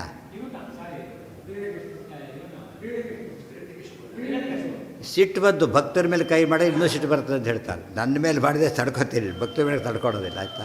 ಇದು ಭಾರಿ ಇಂಪಾರ್ಟೆಂಟ್. ಅದನ್ನೇ ಹೇಳಿದ್ದು ಪಾಂಡವ ದುಷ್ಟಸೇಯ ರಾಜ. ನಿಮ್ಮ ದ್ವೇಷ ಮಾಡಿಲ್ಲ ಅಂತಾನು ಅವನು. ನಾನು ದ್ವೇಷ ಮಾಡಿಲ್ಲ, ಭಕ್ತರು ದ್ವೇಷ ಮಾಡಿದ್ದೀಯಲ್ಲ, ಬರೋದಿಲ್ಲ. ಅಂದರೆ ಇದು ಯಾವಾಗಲೂ ಒಂದು ಯಾವುದೇ ಒಂದು ಸಂಸ್ಥೆ ಮನೆ ಇತ್ಯಾದಿ ಉಳಿಬೇಕಾದ್ರೆ ಆ ಕಾನ್ಸೆಪ್ಟ್ ಇರಬೇಕು. ಒಳ್ಳೆಯವನು ಸಿಂಗಲ್ ಔಟ್ ಮಾಡಿಬಿಡ್ತಾರೆ, ಒಳ್ಳೆಯವನು ಅದು ಪಜಿತಿ ಆಗುತ್ತೆ. ಉಳಿದವ್ರಿಗೆ ಏನಾಗುತ್ತೆ, ಬ್ಯಾಡ್ ಮೆಸೇಜ್ ಆಗುತ್ತೆ. ಹಾಗಾಗಬಾರ್ದು. ಒಳ್ಳೆಯವ್ರು ಯಾರೇ ಆಗಿದ್ದು ಸಪೋರ್ಟ್ ಮಾಡಬೇಕು. ಅದು ನಮಗೆ ಬೇಕಿಲ್ಲ ಅವನು ಇನ್ಫ್ಯಾಕ್ಟ್, ಬಟ್ ಒಳ್ಳೆ ಕೆಲಸ ಮಾಡ್ತಿದ್ದಾನೆ, ಏನು ಮಾಡಬೇಕಾಗ ಸಪೋರ್ಟ್. ನಮಗೆ ವೈಯಕ್ತಿಕ ಏನೇ ಇದ್ದರೂ ಕೂಡ ಅವನ ಕಾಸ್ ಒಳ್ಳೇದು ಭಾರಿ ಇದೆ. ಆ ಸಪೋರ್ಟ್ ಅದು ಇದಕ್ಕೆ ಅಲ್ಲಿ ಎಕ್ಸ್ಟೆಂಡ್ ಮಾಡ್ಕೊಂಡ್ಬಿಡ್ತಾರೆ. ಏನಾರು ಮಾಡಿ ಕಿತಾಪತಿ ಮಾಡಬೇಕು, ಹಾಳು ಮಾಡಬೇಕು. ಭಾಳ ತಪ್ಪು. ಅದು ಒಳ್ಳೆಯ ಕೆಲಸ ಅಂಬೋದು ಎಲ್ಲರೂ ಕಾಮನ್ ಆಗೋಯ್ತು. ಎಲ್ಲ ವೈಯಕ್ತಿಕ ಬಿಟ್ಟ ದೇಶದ್ರೋಹ ಆದಾಗ ಯಾವ ರಾಜ್ಯಗಳು ಗಲಾಟೆ ಮಾಡ್ಕೊಂಬೋದಿಲ್ಲ. ಇದು ಇಂಟ್ರೆಸ್ಟ್ ಆಫ್ ಕಂಟ್ರಿ ಎಲ್ಲ ಬಿಟ್ಟುಬಿಡ್ತಾರೆ. ದೇಶಕ್ಕೆ ಆಪತ್ತು ಬಂದಿದೆ ಅಂದರೆ ರಾಜ್ಯಗಳ ಯಾವ ಗಲಾಟೆನ ಮುಂದೆ ಬರೋದಿಲ್ಲ. ಇಲ್ಲದೆ ಹೋದರೆ ರಾಜ್ಯ ಹೊರಗೋಗುತ್ತದು, ದೇಶಕ್ಕೆ ಸೇರಿಲ್ಲ ಅಂತ ಆಗ್ಬಿಡೋದು. ಮತ್ತು ಅದು ಮೈನರ್, ಅದು ಎಮರ್ಜೆನ್ಸಿ ಡಿಕ್ಲೇರ್ ಮಾಡಿರ್ತಾರೆ. ಸಣ್ಣ ಪುಟ್ಟ ವಿಚಾರಗಳೆಲ್ಲ ಹೋಗ್ಬಿಡೋದು, ಯಾವುದೂ ಉಳಿಯೋದಿಲ್ಲ. ಇದು ಎಮರ್ಜೆನ್ಸಿ ಇದ್ದಾಗ. ಅನ್ಯಾಧೀನತ್ವ ವಿಚ್ಚಾಸ್ಯ ಸರ್ವಪೂರ್ತ್ಯವಿದೇವಚ. ಅನ್ಯಾಧೀನತ್ವ ವಿಚ್ಚ ಅಸ್ಯ. ದೇವರ ಅಧೀನದಲ್ಲಿಲ್ಲ ಅಂತೇಳಿಯೋದು ಒಂದು, ಇನ್ನೊಬ್ಬರ ಅಧೀನದಲ್ಲಿದೆ ಅಂತೇಳಿ ಇನ್ನೊಂದು ಮತ್ತೆ ಜೊತೆಗೆ ತಪ್ಪುಗಳೆರಡು. ಈ ಥರ ಆ ಥರ ದೇವರ ಅಧೀನಕ್ಕೆ ಒಳಪಟ್ಟಿಲ್ಲ. ಅಷ್ಟೇ ಅಲ್ಲ, ಯಾರಾದರೂ ಇನ್ನೊಬ್ಬರು ಆಧಿಪತ್ಯಕ್ಕೆ ಒಳಪಟ್ಟು ನಮಗೆ ನಮ್ಮ ಆಧಿಪತ್ಯಕ್ಕೆ ಅಲ್ಲೇ ಹೋಗಿಬಿಡ್ತಾರೆ ಮನುಷ್ಯ. ಅವರಿವರಲ್ಲ, ನನ್ನ ಆಧಿಪತ್ಯಕ್ಕೆ ಒಳಪಟ್ಟಿದೆ. ಸರ್ವಪೂರ್ತ್ಯವಿದೇವಚ. ಸರ್ವಪೂರ್ತಿ, ಪೂರ್ತಿ ಅಂದರೆ ಪೂರ್ಣ. ದೇವರು ಸರ್ವತಃ ಪೂರ್ಣ. ಯಾವ ಆ್ಯಂಗಲ್ ನೋಡಿದ್ರೂ ಪೂರ್ಣ. ಒಂದು ಚೂರು ಯಾವ ಕಾಲದಲ್ಲೂ ಏನು ಮಾಡೋಕ್ಕೆ ಬರೋದಿಲ್ಲ, ಕಾರಣ ಕೊಡಲಿಕ್ಕೆ ಬರೋದಿಲ್ಲ. ಅದಕ್ಕೆ ಸರ್ವಪೂರ್ತಿ ಅವಿತ್. ಯಾರ ಸರ್ವಪೂರ್ತಿಯನ್ನು ತಿಳಿದಿಲ್ಲ ಅಂಥವನು ಕೂಡ ಇವೆಲ್ಲ ಹಿಂದಕ್ಕೆ ಹೋಗಬೇಕು. ತಮಸ್ಸಿಗೆ ಹೋಗ್ತಾನೆ. ಆ ಲಿಸ್ಟ್ಗಳು ಇವೆಲ್ಲ ಕೂಡ ತಮಸ್ಸಿಗೆ ಹೋಗುವ ಕಾರಣಗಳು ಇವಿಷ್ಟು ಒಂದಕ್ಕಿಂತ. ಅದು ಸಾಮಾನ್ಯ ಎಲ್ಲ ಮಾಡಿರ್ತಾರೆ, ಒಂದಲ್ಲ ಇದ್ದಾರೆ. ಒಂದು ಮಾಡಿದರೂ ಹೋಗ್ತಾರೆ. ಆಶ್ಚರ್ಯ ಅಂದರೆ ಎಲ್ಲ ಕಲೆಕ್ಟಿವ್ ಮಾಡಬೇಕಾದ ಕಾರಣ ಇಲ್ಲ. ಏನು ಮಾಡಿದ್ರೆ ಸಾಕು, ಒಂದು ಮಾಡಿದರೂ ಸಾಕು. ಕಲೆಕ್ಟಿವ್ ಆಗಿ ಮಾಡೋ ಸಂಭಾವನೆ ಜಾಸ್ತಿ ಇರೋದು. ಒಂದಕ್ಕೊಂದು ಬಿಡಬೇಕಾದ್ರೆ ತಪ್ಪಂತ ಬಿಡ್ತಾನಲ್ಲ ಹಾಗೆ. ಭಕ್ತಿಹೀನಶ್ಚ. ಮತ್ತು ದೇವರಲ್ಲಿ ಭಕ್ತಿ ಇಲ್ಲ, ಅವರಲ್ಲೂ ಭಕ್ತಿ ಇಲ್ಲ, ಭಕ್ತರಲ್ಲೂ ಭಕ್ತಿ ಇಲ್ಲ ಅಂಥವನು. ಭಕ್ತಿಹೀನಶ್ಚತೆ ಸರ್ವೇ ತಮೋಂಧ. ಭಕ್ತಿಹೀನಶ್ಚ ಪಾಠಾಂತರ. ಅದು ಏಕವಚನ ಮಾಡಿಕೊಂಡಾಗ ಅವರು ಭಕ್ತಿ ಇಲ್ಲದವರು. ಭಕ್ತಿಹೀನ ಭಕ್ತಿ ಇಲ್ಲದವರು, ಅಷ್ಟೇ ವ್ಯತ್ಯಾಸ. ಸರ್ವೇ ಎಲ್ಲರೂ ಕೂಡ ತಮೋ ಅಂಧಂ ಯಾಂತಿ ಅಸಂಶಯಂ. ಅಂಧಂತಮಃ ಯಾಂತಿ ಅಸಂಶಯಂ. ಅಂಧ ತಮಸ್ಸಿಗೆ ಹೋಗ್ತಾರೆ, ಈ ಬಗ್ಗೆ ಸಂಶಯನೇ ಇಲ್ಲ. ಇಷ್ಟು ಕ್ಲಾರಿಟಿ ಕೊಡ್ತಾರೆ. ಇದು ಅದೇ ಒತ್ತ್ಯಾತಕ್ಕೆ ಹೇಳ್ತಾರೆ ಅಂತ ಕೇಳಿದರೆ ತಪ್ಪನ್ನು ಮಾಡಲೇ ಕೊಡೋದು ಅಂತ ಗಟ್ಟಿ ಮಾಡಿಕೊಡೋದು. ಅದನ್ನೆಲ್ಲ ಮೊದಲು ತಿಳ್ಕೋಬೇಕು. ಎಷ್ಟೋ ಸತ್ಯ ನಾವು ವಿಷಯಗಳಿದ್ದಾಗ ಮೊದಲು ಏನು ಮಾಡಿಕೊಡ್ದು ಅಂತ ಮೊದಲೇ ಇಂಪಾರ್ಟೆಂಟ್. ಮಾಡಬೇಕು ಅಂಬೋದು ಎಷ್ಟು ಮುಖ್ಯನೋ ಅದಕ್ಕಿಂತ ಮುಂಚೆ ಮಾಡಬಾರ್ದನ್ನು ಮಾಡಿದಾಗ ಶಿಕ್ಷೆ ಬರುತ್ತಾದ್ದರಿಂದ ಇದನ್ನು ಹೇಳ್ಬೋದು, ಕಡಿಮೆ ಮಾಡಿದ್ರೆ ಹೇಳ್ಬೋದು. ದೊಡ್ಡ ತಪ್ಪು ಮಾಡಿದ್ರೆ ಹೇಳೋದು ಕೂಡ ಇಲ್ಲ, ಉತ್ತರ ಕೊಡೋದಕ್ಕೂ ಸಾಧ್ಯ ಇಲ್ಲ. ಇನ್ನು ಗೆಟ್ ಔಟ್ ಅಂತ ಹೇಳ್ಬಿಡ್ತಾನೆ. ಅಂಥ ತಪ್ಪು ಅಕ್ಷಮ್ಯ ಅಪರಾಧ ಇವೆಲ್ಲ ಕೂಡ. ಭಕ್ತಿಹೀನಶ್ಚತೆ ಸರ್ವೇ ತಮೋ ಅಂಧಂ ಯಾಂತಿ ಅಸಂಶಯಂ ತತ್ವೇ ಸಂಶಯಯುಕ್ತಾಯೇ ಸರ್ವೇತೆ ನಿರಯೋಪಗಾಹ. ಇವಿಷ್ಟು ಅಂಧತಮಸ್ಸಿಗೆ ಹೋಗೋ ಕಾರಣಗಳು. ಇನ್ನು ನೆಕ್ಸ್ಟ್ ಈಗ ನರಕಕ್ಕೆ ಹೋಗೋ ಕಾರಣ ಹೇಳ್ತಾರೆ. ಅಂಧತಮಸ್ಸಿಗೆ ಹೋದರೆ ಒಂದು ಸ್ವಾರ ನರಕಗಳಿಗೆ ಹೋದರೆ ವಾಪಸ್ ಬರೋ ಸಂಭವ ಇದೆ. ಆ ತಪ್ಪುಗಳು ಯಾವುದು ಅಂತ ಹೇಳ್ತಾರೆ. ತತ್ವೇ ಸಂಶಯಯುಕ್ತಾಯೇ ಸರ್ವೇತೆ ನಿರಯೋಪಗಾಹ. ವಿಷ್ಣುವಿನ ಅಧೀನ ಇದೆಯೋ ಇಲ್ವೋ ಈ ಥರ ಸಂಶಯಪಟ್ಟ, ಇಲ್ಲ ಅಂತ ತಿಳ್ಕೊಂಡ ಅಂಧತಮಸ್ಸು, ಈ ರೀತಿ ತಿಳ್ಕೊಂಡ ನರಕಕ್ಕೆ ಹೋಗ್ತಾರೆ. ಅರ್ಥ ಆಯ್ತಾ? ಕೆಲವು ದಂಡ ಹಾಕ್ತಾರೆ, ಕೆಲವು ಶಿಕ್ಷೆ ಕೊಡ್ತಾರೆ, ಕೆಲವು ಕಠಿಣ ಶಿಕ್ಷೆ ಕೊಡ್ತಾರೆ, ಕೆಲವಕ್ಕೆ ಮರಣದಂಡನೆ ಕೊಡ್ತಾರೆ. ಹೇಗೋ ಆ ತರಹ ತತ್ವೇ ಪಿಕ್ ಪಾಕೆಟ್ ಮಾಡಿದವನ್ನೇ ಮರಣದಂಡನೆ ಕೊಟ್ಬಿಡೋದು. ಯಾವುದೋ ಕೊಲೆ ಮಾಡಿದವನ್ನ ನಾಮಿನಲ್ ಇದು ಹಾಕ್ಬಿಡೋದು, ನಾಮಿನಲ್ ಪೆನಾಲ್ಟಿ. ಸಾಧ್ಯ ಇಲ್ಲ. ಯಾಕೆ? ತಪ್ಪದು. ಅಪರಾಧಕ್ಕೆ ತಕ್ಕಂಥ ಶಿಕ್ಷೆ ಆಗಬೇಕು. ವೈಷಮ್ಯ ನಿರ್ಗಂಡೆ ಬಂದುಬಿಡುತ್ತಾಗ. ತತ್ವೇ ಸಂಶಯಯುಕ್ತಾಯೇ ಸರ್ವೇತೆ ನಿರಯೋಪಗಾಹ. ಅವರೆಲ್ಲರೂ ಕೂಡ ನಿರಯ ಉಪಗಾಹ, ನರಕವನ್ನು ಸೇರ್ತಾರೆ. ಆದ್ದರಿಂದ ಸಂಶಯ ಕೂಡ ಬಂದಿದೆ. ಸಂಶಯಾತ್ಮ ವಿನಶ್ಯತಿ. ಎಲ್ಲಿ? ಭಗವದ್ಗೀತೆ. ಅಜ್ಞಶ್ಚ ಅಶ್ರದ್ಧಾನಶ್ಚ ಸಂಶಯಾತ್ಮ ವಿನಶ್ಯತಿ. ಅಜ್ಞ, ತಿಳುವಳಿಕೆ ಇಲ್ಲ, ಎಕ್ಸ್ಕ್ಯೂಸ್ ಇಲ್ಲ, ಕೆಲವು ವಿಷಯ ಗೊತ್ತಿಲ್ಲ, ಏನು ಮಾಡೋದಿಲ್ಲ, ಹೌದಾ ಪರವಾಗಿಲ್ಲ. ಆದರೆ ಕೆಲವು ತಿಳ್ಕೊಳ್ಳೇಬೇಕಾದ ವಿಷಯ ತಿಳ್ಕೊಳ್ಳೋದು ತಪ್ಪೇ. ಅಜ್ಞಾನ ಎರಡರ ಬಗ್ಗೆ. ಒಬ್ಬ ಇಬ್ಬರಿದ್ದಾರೆ, ಮ್ಯಾಥಮೆಟಿಕ್ಸ್ ಪ್ರೊಫೆಸರ್ಗೆ ಸಂಸ್ಕೃತ ಗೊತ್ತಿಲ್ಲ, ತಪ್ಪಲ್ಲ ಅದು. ಯಾಕೆ? ಅವ್ರು ಎಲ್ಲರೂ ಯಾರಿಗೂ ಎಲ್ಲ ಗೊತ್ತಿರೋ ಸಂಭವ ಇಲ್ಲ. ಅವ್ರು ಮ್ಯಾಥಮೆಟಿಕ್ಸೇ ಗೊತ್ತಿಲ್ಲ, ಅವ ಕತೆ ಮುಗಿತು. ಅವ್ನು ಸಸ್ಪೆಂಡ್ ಡಿಸ್ಮಿಸ್ ಮಾಡಬೇಕಾಗತ್ತೆ. ಅವ್ರಿಗೆ ಬೇರೆ ವಿಷಯ ಗೊತ್ತಿಲ್ಲ, ಸಸ್ಪೆಂಡ್ ಯಾರೂ ಮಾಡೋಕ್ಕಾಗಲ್ಲ. ತಿಳಿತಿಲ್ಲ, ಆ ವಿಷಯ ಗೊತ್ತಿರೋದು. ನಮ್ದು ಹಾಗಾಗಿರೋದು. ಅಜ್ಞಾನಿಗಳಿಗೆ ದೋಷ ಇಲ್ಲ, ತಪ್ಪದು. ಮುಖ್ಯ ವಿಷಯ ದೋಷ ಏನರ್ಥ ಅದಕ್ಕೀಗ? ನಮಗೆ ಟ್ರಾಫಿಕ್ ರೂಲ್ಸ್ ಗೊತ್ತಿಲ್ಲ, ವೆಹಿಕಲ್ಲೇ ಓಡಿಸ್ತಾ ಇಲ್ಲ, ಈಗ ಸಮಸ್ಯೆ ಇಲ್ಲ. ಅದು ಯಾವಾಗ ವೆಹಿಕಲ್ ಓಡಿಸ್ತೀರೋ ಏನು ಗೊತ್ತಿರಬೇಕಾಗ? ಗೊತ್ತಿರಲೇ. ಎಲ್ಲಿ ಬರೀ ಡ್ರೈವಿಂಗ್ ಬಂದರೆ ಸಾಲದು, ಎಲ್ಲಿ ಪಾರ್ಕ್ ಮಾಡಬೇಕು, ಎಲ್ಲಿ ಪಾರ್ಕ್ ಮಾಡಬಾರ್ದು ಅದು ಗೊತ್ತಿರಬೇಕು ಅವ್ರಿಗೆ. ಗೊತ್ತಾಯ್ತಾ? ಸಿಗ್ನಲ್ಸ್ ಕೇಳಬೇಕು, ಅದು ಗೊತ್ತಿರಬೇಕು. ಪ್ರತಿಯೊಂದು ಎಕ್ಸ್ಪ್ಲೇನ್ ಮಾಡಬೇಕು ಅವ್ರು. ಥಿಯರಿ ಮತ್ತು ಪ್ರಾಕ್ಟಿಕ್ ಎರಡನ್ನೂ ಟೆಸ್ಟ್ ಮಾಡ್ತಾರೆ. ಅದು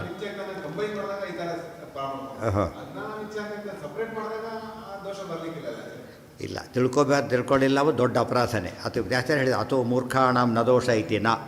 ತಿಳುವಳಿಕೆ ಇಲ್ಲದವರಿಗೆ ಎಕ್ಸ್ಕ್ಯೂಸ್ ಇಲ್ಲ ಅಂತ ಹೇಳಿಬಿಟ್ಟು ಹೇಳಿಲ್ಲ, ಕಾನೂನು ಗೊತ್ತಿಲ್ಲ ಅಂತ ಹೇಳ್ತಾರೆ. ಇನ್ನೊಂದು ಕೇಸ್ ಹಾಕ್ತೀವಿ ಅಂತ. ಗೊತ್ತಿರಬೇಕಾದ ಕಾನೂನು ಗೊತ್ತಿರಲೇಬೇಕು.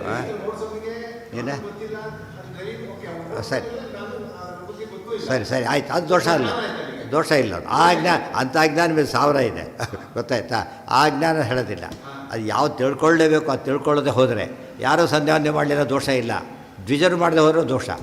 ಸಂಧ್ಯಾವಂದನೆ ಇಲ್ಲೇ ಇಲ್ಲ ಅವರಿಗೆ. ಅವ್ರು ಮಾಡೋದೇನು ಪ್ರಶ್ನೆ ಬಂತೀಗ? ಈಗ ನಿರುದ್ಯೋಗಿ ಆಫೀಸ್ಗೆ ಹೋಗೇ ಇಲ್ಲ, ಅವನಿಗೆ ಲೀವ್ಗೆ ಪ್ರಶ್ನೆ ಬರಲಿಲ್ಲ, ರಿಟೈರ್ಡು ಪ್ರಶ್ನೆ ಬರಲಿಲ್ಲ. ಈಗ ಹೋಗಬೇಕಾದಾಗ ಹೋಗಬೇಕು. ಸಂಡೇ ಹೋಗಲಿಲ್ಲ, ಪ್ರಾಬ್ಲಮ್ ಇಲ್ಲ. ಬರಬೇಡ ಅಂತ ಹೇಳಿದ ದಿವಸ ರಜೆ ಮತ್ತೆ ಇಲ್ಲ. ಯಾವಾಗ ದೋಷ ಕರುಣ ಶುರುವಾಗೋದು? ಮಾಡಬೇಕಾದ್ರೆ ಮಾಡದೆ ಹೋದಾಗ, ತಿಳ್ಕೊಬೇಕಂತ ತಿಳ್ಕೊಳ್ಳದೆ ಹೋದಾಗ, ನನಗೆ ಗೊತ್ತು ತಪ್ಪು ಮಾಡಿದೆ, ಆವೇಶ ಅರ್ಧ ಸರಿ ಹೋಯ್ತು ಅಲ್ಲಿಗೆ. ಗೊತ್ತಿದ್ದು ಯಾಕೆ ತಪ್ಪು ಮಾಡ್ದೆ? ಮುಂದೆ ಸಣ್ಣ ಪುಟ್ಟದಾರೆ ಗೊತ್ತಿದ್ದು ತಪ್ಪು ಮಾಡೋಂಗಿಲ್ಲ. ಗೊತ್ತಿಲ್ಲದೇನೋ ಕೊಲೆ ಮಾಡಬೇಕು, ಗೊತ್ತಿದ್ದಿಲ್ಲ ಮಾಡಬಾರ್ದು ಕೇಳಿ ಹೇಳಬೇಕು. ಅದಕ್ಕೀಗ ಅಪರಾಧ ದೊಡ್ಡ ಅಪರಾಧನೇ ಅದು. ಗೊತ್ತಿದ್ದು ಮಾಡಿದ್ರಷ್ಟು ಗೊತ್ತಿದ್ದು. ಕೆಲವು ಹಾಗಲ್ಲ, ಗೊತ್ತಿಲ್ಲದೆ ಮಾಡಿದಾಗ ಏನು ಮಾಡ್ತಾರೆ ಅದನ್ನು ತಿಳ್ಕೊ. ಫಸ್ಟ್ ವಾರ್ನಿಂಗ್ ಕೊಡ್ತಾರೆ, ಸೆಕೆಂಡು ಕೊಡ್ಬೋದು, ಆಮೇಲೆ ಇದು ಮಾಡೋದು. ಪ್ರತಿ ಹೀಗೆ ಹೇಳುತ್ತೆ, ರಿಪೀಟೆಡ್ ಅಫೆನ್ಸ್ಗೆ ಶಿಕ್ಷೆ ಜಾಸ್ತಿ ಯಾವಾಗ. ಇದೆಲ್ಲ ಅದರಲ್ಲೂ ದೊಡ್ಡದಕ್ಕೆಲ್ಲ ಇಲ್ಲ. ಕೊಲೆ ರಿಪೀಟ್ ಮಾಡಬೇಡ ಅಂತ ಹೇಳಲ್ಲ, ಒಂದು ಸರ್ತಿ ಮಾಡಿದರೂ ಸಾಕು. ಈ ಕಳ್ಳತನ ಸಣ್ಣ ಪುಟ್ಟದೆಲ್ಲ ರಿಪೀಟ್ ಮಾಡಬೇಡ ಅಂತ ಹೇಳ್ತಾರೆ. ಅದು ಇದರಲ್ಲಿ ದೋಷಗಳಲ್ಲೂ ತಾರತಮ್ಯ ಇರೋದರಿಂದ ಎಂದೂ ಕೂಡ ನಾವು ನರಕಕ್ಕೆ ಹೋಗೋ ತಪ್ಪುಗಳನ್ನು ಮನುಷ್ಯ ಸಾಮಾನ್ಯವಾಗೇ ಮಾಡಿಬಿಡ್ತಾನೆ. ತಮಸ್ಸಿಗೆ ಹೋಗ್ಬೇಕು ಮಾಡ್ಬೇಕಾದ್ರೆ ಒಂದು ಸರ್ತಿ ತಪ್ಪು ತಿಳ್ಕೊಂಡ ತಮಸ್ಸಿಗೆ ಹೋಗೋಲ್ಲ. ದೇವರಿಗೆ ದೊಡ್ಡೊಬ್ಬರು ಇದ್ದಾನೆ ತಿಳ್ಕೊಂಡ ತಮಸ್ಸಿಗೆ ಹೋಗೋಲ್ಲ. ಅದೇ ಟ್ರೆಂಡ್ ಆಗಬಾರ್ದು ಅವನಿಗೆ. ಗೊತ್ತಾಯ್ತಾ? ಒಮ್ಮೆ ತಪ್ಪು ಮಾಡೋದನ್ನು, ಒಂದು ತಪ್ಪಿಗೆ ಯಾರಿಗೂ ಶಿಕ್ಷೆ ಕೊಡೋದು ನೆನಪಿಟ್ಕೊಳ್ಳಿ. ಒಂದು ತಪ್ಪಿಗೆ ಸಾಮಾನ್ಯ ಸಣ್ಣ ಪುಟ್ಟ ತಪ್ಪನ್ನು ಕೂಡ ಹೇಳಲ್ಲ. ಕೆಲವು ತಪ್ಪುಗಳನ್ನು ಇಗ್ನೋರ್ ಮಾಡಿಬಿಡ್ತಾರೆ. ಕೆಲವನ್ನು ಮೈಲ್ಡಾಗಿ ಹೇಳ್ತಾರೆ, ಕೆಲವನ್ನು ಸ್ವಲ್ಪ ಸೀರಿಯಸ್ ಆಗಿ ಹೇಳ್ತಾರೆ. ಕೇಳದೆ ಹೋದಾಗ ಒಂದೊಂದು ಇಂಟು ಜಾಸ್ತಿ ಆಗ್ತಾ ಬರುತ್ತೆ. ಆಮೇಲೆ ಯಾವಾಗಲೂ ಶಿಕ್ಷೆ ಕೂಡ ಹಾಗೆ.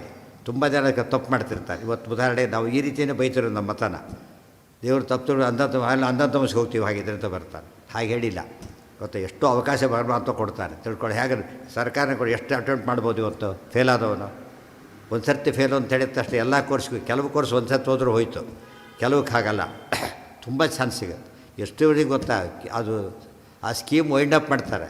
ಆಗ್ಲಾರು ಪಾಸ್ ಆಗಬಾರಾಯ ಅಂತ ಕೇಳ್ತಾರೆ, ಗೊತ್ತಾಯ್ತು, ಆಗ್ಲಾರು ಪಾಸ್ ಆಗ ಕೊನೆಗೆ ಹಾಳಾಗಿ ಹೋಗಿ ಪಾಸ್ ಹೋಗ್ತಾರೆ, ಮತ್ತೆ ಚಾನ್ಸೇ ಇಲ್ಲ ಅವನಿಗೆ. ಅಥವಾ ಇಲ್ಲಿ ಬಿಡಬೇಕು ಇಲ್ಲ ಪಾಸ್ ಮಾಡೋಕ್ಕೆ ಅಷ್ಟೇ ದಾರಿ. ಅಲ್ಲಿ ಲೋಕದಲ್ಲಿ ಎಷ್ಟಿರಬೇಕಾದ್ರೆ ಇದು ಓವರ್ ರೇಟ್ ಅಂತ ಹೇಳಬಾರ್ದು ಯಾರಿಗೂ ಕೂಡ, ಗೊತ್ತಾಯ್ತು. ಕಟ್ಟ ನಮ್ಮ ವಿರೋಧಿ ಇದ್ದಾಗಿರ್ತಾನೆ, ಅವೈಷ್ಣವನಾಗಿರ್ತಾನೆ, ಸಡನ್ನಾಗಿ ಚೇಂಜ್ ಆಗಿಬಿಡ್ತಾನೆ.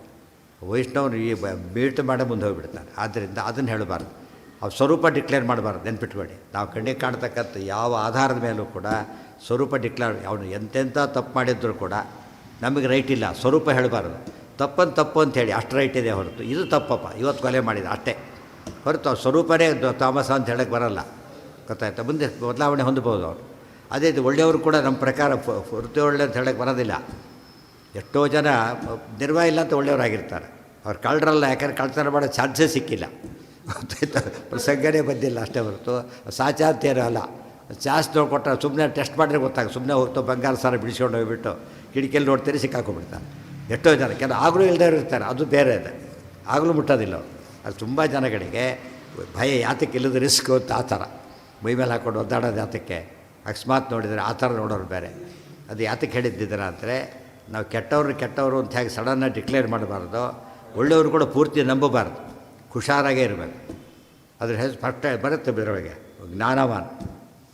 ಭಗವದ್ಗೀತೆಯಲ್ಲಿ ಹೇಳಬೇಕಾದ್ರೆ ಎಷ್ಟೇ ಒಳ್ಳೆಯವನನ್ನು ತಿಳ್ಕೊಂಡಿದ್ರು ಕೂಡ, ಜ್ಞಾನ ಇದೆ ಅಂತ ತಿಳ್ಕೊಂಡಿದ್ರು ಕೂಡ ಅವನ ಸ್ವಭಾವ ನಮಗೆ ಗೊತ್ತಾಗಲ್ಲ, ಅದರಿಂದ ನಿರ್ಣಾಯಕ ಅಲ್ಲ. ರಫ್ಲಿ ಓಕೆ ಅಷ್ಟೇ ಹೊರತು ಫೈನಲ್ ಹೇಳಿದ್ರೆ ನಮಗೆ ಗೊತ್ತಿಲ್ಲ ಅಂತಲೇ ಹೇಳಬೇಕು. ನಾವು ಎಷ್ಟೊತ್ತು ಯಾರೋ ಕೇಳೋಕ್ಕೆ ಬರ್ತಾರೆ, ಅವ್ರು ಹೇಗೆ ನಮಗೆ ಗೊತ್ತಿರೋ ಮಟ್ಟಿಗೆ ಒಳ್ಳೆಯವರು ಏನಂತ ಹೇಳ್ತೀವಿ ಆವಾಗ, to the best of my knowledge is okay. ಅದು ನಂಗೆ ಗೊತ್ತಿಲ್ಲ, ಈಗ ಮಾಡಿದನು ಗೊತ್ತಾ, ಅದು ನಮ್ಗೆ ಗೊತ್ತಿಲ್ಲ. ನಾವೇಲೆ ಹೇಳಿದ್ರೆ ಹೌದು ಹಾಗಿದ್ದರೆ ಅದು ತಿಳ್ಕೊಂಡು ತಪ್ಪು ಅಂತ ಹೇಳ್ಬಿಡ್ತಾರೆ. ಅಷ್ಟೇ ನಮ್ಮ ದೃಷ್ಟಿಯಿಂದ ನಿರಪರಾಧಿ ಆಗಿದ್ದರೂ ಕೂಡ ಫೈನಲ್ ಅಂತ ಹೇಳೋಕ್ಕೆ ಬರೋದು. ನಮಗೆ ಎರಡೂ ಗೊತ್ತಿಲ್ಲ, ಸ್ವರೂಪ ಜ್ಞಾನ ಇಲ್ಲ ಅಂದರೆ ಯಾರ ಬಗ್ಗೆಯೂ ನಮ್ಗೆ ಸ್ವರೂಪ ಜ್ಞಾನ ಇಲ್ಲ. ಭೀಮಸೇನ ದೇವರು ಯಾತಕ್ಕೆ ಹಾಗೆ ಮಾಡಿದ್ರು ಅಂದರೆ ಸ್ವರೂಪ ಜ್ಞಾನ ಇದೆ. ದೇವ್ರು ಯಾಕೆ ಕಂಸನ ಯಾಕೆ ಅಂದ ಕೃಷ್ಣ, ಸ್ವರೂಪ ಜ್ಞಾನ ಇದೆ. ಸ್ವರೂಪ ಜ್ಞಾನ ಇದ್ದಾಗ ಆಗ ಏನೋ ಮಾಡೋಕ್ಕೆ ಬರೋದಿಲ್ಲ. ನಮಗೆ ಸ್ವರೂಪ ಜ್ಞಾನ ನಮ್ಮ ಬಗ್ಗೆನೇ ಇಲ್ಲ ಅಂದರೆ ಉಳಿದ ತೀರ್ಮಾನ ಮಾಡಬಾರ್ದು. ಬಟ್ ಒಳ್ಳೆಯವನು ಕೆಟ್ಟವನು ಎಷ್ಟರ ಮಟ್ಟಿಗೆ ಮೇಲ್ನೋಟಕ್ಕೆ ಮಾತ್ರ. ಇವನು ಕಾಪಿ ಹೊಡೆದಾಗ ಅದು ತಪ್ಪು ಅಷ್ಟೇ. ಅವು ಕೆಟ್ಟ ಗುಣ ಅದೇ ಉಳಿದೆಲ್ಲ ಹೇಳಬಾರ್ದು, ಆ ಮಟ್ಟಿಗೆ ತಪ್ಪು ಅಷ್ಟೇ. ಅಪರಾಧ ಕೂಡ ಅದು ಇನ್ನೊಂದು ಕೇಸ್, ಅದು ಬೇರೆ ಕೇಸು, ಈ ಕೇಸಿಗೆ ಸೇರಿಸಲ್ಲ. ಅದನ್ನು ಬೇರೆ ಏನಾದ್ರು ಹೇಳಿಬಿಟ್ರೆ ಸಪ್ರೇಟ್ ಕೇಸ್ ಆಗುತ್ತೆ. ಈ ಕೇಸಲ್ಲಿ ಮಿಕ್ಸ್ ಮಾಡಬಾರ್ದು, ನಾವು ಮಾಡಬಾರ್ದು. ನಾವು ಮಾಡಿದರೆ ತಪ್ಪಾಗುತ್ತೆ. ಒಳ್ಳೆತನದ್ದು ಹಾಗೆ, ಈ ಬಗ್ಗೆ ಒಳ್ಳೆತನ ನಮಗೆ ಗೊತ್ತಿದ್ದಾಗ ಒಳ್ಳೆತನ ಅಷ್ಟೇ ಹೊರತು. ಧೃತರಾಷ್ಟ್ರ ದುರ್ಯೋಧನ ತಮೋಯೋಗ್ಯ ಕಲಿ ಅಂತ 100% ಗೊತ್ತಿದ್ರೆ ಇರೋಕ್ಕಾಗ್ತಿತ್ತಾ? ಇಲ್ಲ. ಅದು ಮಗ ಅಂಬದು ಇಟ್ಕೊಂಡು ಅದನ್ನೆಲ್ಲ ಏನು ಮಾಡ್ತಾಯಿದ್ದ, ನೋಡಲಿಕ್ಕೆ ಹೋಗ್ತಿರಲಿಲ್ಲ. ಇದು ಯಾರೂ ಕೂಡ ಮಾಡೋಕ್ಕೆ ಹೋಗ್ತಿರಲಿಲ್ಲ. 100% ಸೂಯಿಸೈಡಲ್ಲ ಅಂತ ಗೊತ್ತು, ಯಾರೂ ಮಾಡಲ್ಲ. ಏನು ಚಾನ್ಸ್ ತೊಗೊಂಡು ಮಾಡ್ತಾರೆ ಅಷ್ಟೇ ಹೊರತು ಒಳ್ಳೆಯದಕ್ಕೆ ಒಂದು ನಿಯಮಬೇಕು. ನಾವು ಎರಡೂ ತಪ್ಪು ಮಾಡಿದ್ದಕ್ಕೆ ಸಮಾಜ ಏನು ಮಾಡಿತು, ಇವ್ರು ಒಂದು ತಪ್ಪಿಗೆ ಅಂದ ತಮಸ್ಗೆ ಹಾಕ್ತಾರೆ ನಮ್ಮನ್ನು, ಗೊತ್ತಾಯ್ತಾ. ತಾವು ಮಾಡಬಾರ್ದೆಲ್ಲ ಮಾಡಿ ಮೆರಿತಿರ್ತಾರೆ, ಹೀಗೆ ತಿಳ್ಕೊಂಡ್ಬಿಟ್ಟು. ಅದನ್ನು ಒಪ್ಪಿಲ್ಲ ಶಾಸ್ತ್ರ. ಇವ್ರು ಮೆರೆಯೋದನ್ನು ಒಪ್ಪಿಲ್ಲ, ಒಂದು ತಪ್ಪಿಗೆ ಹಾಕೋದು ಇಲ್ಲ. ಒಂದು ತಪ್ಪಿಗೆ ಹೇಗೆ ಹಾಕಿದ್ರೆ ಒಂದು ಸರಿಗೆ ಇನ್ನೂ ಕೊಡೋಲ್ಲ. ಒಂದೆರಡು ಸರಿ ಮಾಡ್ತಾನೆ ಅಂದ ಮಾತ್ರಕ್ಕೆ ಏನಲ್ಲ, ಅದು ನಿರ್ಣಾಯಕ ಅಲ್ಲ. ಒಂದೆರಡು ತಪ್ಪುಗಳು ನಿರ್ಣಾಯಕ ಹೇಗಲ್ವೋ ಒಂದೆರಡು ಸರಿಗಳು ಕೂಡ ನಿರ್ಣಾಯಕ ಅಲ್ಲ. ರಿಪೀಟೆಡ್ಲಿ ಆಗಬೇಕು. ಅವ್ನು ಕೊನೆಗೆ ಟ್ರೆಂಡು ದುರ್ಯೋಧನ ಕೊನೆ ಸಾಯ್ಬೇಕಾದ್ರೆ ಕೂಡ ಏನು ಮಾಡಿದ ಅವನು, ಬೈದ ಅಜಾಮೇಳ ಹಾಗೆ ಮಾಡಲಿಲ್ಲ, ಚೇಂಜ್ ಆಗಿಬಿಟ್ಟ. ಅಜಾಮೇಳ ಫೈನ್ ಮೂಮೆಂಟಲ್ಲಿ ಚೇಂಜ್ ಆದ, ಮುಗಿದೋಯ್ತು, ಏನು ಸಮಸ್ಯೆನೇ ಬರಲಿಲ್ಲ. ಇವತ್ತು ಪೇಪರ್ ಹ್ಯಾಂಡ್ ಓವರ್ ಮಾಡೋವರೆಗೂ ನಿಮಗೆ ಚಾನ್ಸ್ ಇದೆ ತಿದ್ದೋದಕ್ಕೆ, ದೇಹ ಬಿಡೋವರೆಗೂ ಚಾನ್ಸ್ ಇರೋದ್ರಿಂದ ನಾವು ಮಧ್ಯೆ ಏನು ತೀರ್ಮಾನ ಮಾಡೋಕ್ಕೆ ಹೋಗಬಾರ್ದು. ನಾವು ಎರಡೂ ಮಾಡ್ತಿರೋದ್ರಿಂದ ಸಮಾಜ ಅರ್ಥ ಮಾಡಿಕೊಳ್ಳಿಲ್ಲ.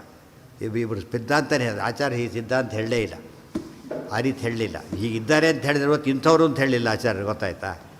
ಯಾರು ತೀರ್ಮಾನ ಮಾಡಿದ್ದಾರೆ ಅವ್ರ ಬಗ್ಗೆ ಹೇಳಿದರೆ ಹೊರತು ಇವರು ಈ ರೀತಿ ಉಳಿದವ್ರು ಹೇಳೋಕ್ಕೆ ಹೋಗಲಿಲ್ಲ. ನಾವು ಹೇಳಬಾರ್ದು, ಗೊತ್ತಾಯ್ತಾ.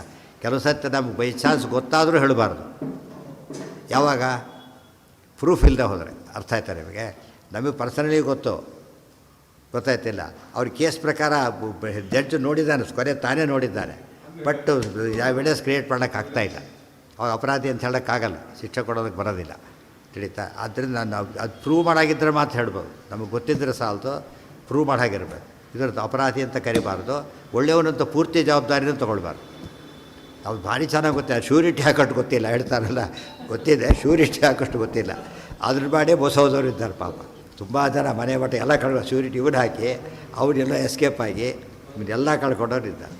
ಆ ಥರ ಅದು ನಂಬಿದ್ದಕ್ಕಾದ್ದು ಟೂ ಮಚ್ ಮಾಡಬಾರ್ದು ಅನ್ನೋದಕ್ಕೆ ಸಾಕ್ಷಿ ಅದು. ಆಚಾರ್ಯ, ಒಂದು ಪ್ರಶ್ನೆ ಬಂದಿದೆ. ವಾಯುದೇವರ ಕೆಳಗಡೆ ಅಂದರೆ ಹರಿವಾಯುಗಳನ್ನು ಬಿಟ್ಟು, ಹರಿವಾಯುಗಳನ್ನು ಹಾಂ. ಬಿಟ್ಟು ಕೆಳಗಡೆ ಹಾಂ. ಅವರಿಗೆ ಸ್ವರೂಪ ಜ್ಞಾನ ಇರುತ್ತಾ ಇಲ್ವಾ? ಎಲ್ಲರ ಸ್ವರೂಪ ಜ್ಞಾನ ಇರಬೇಕಾಗಿಲ್ಲ, ಅವರಲ್ಲೂ ತಾರತಮ್ಯ ಇದೆ.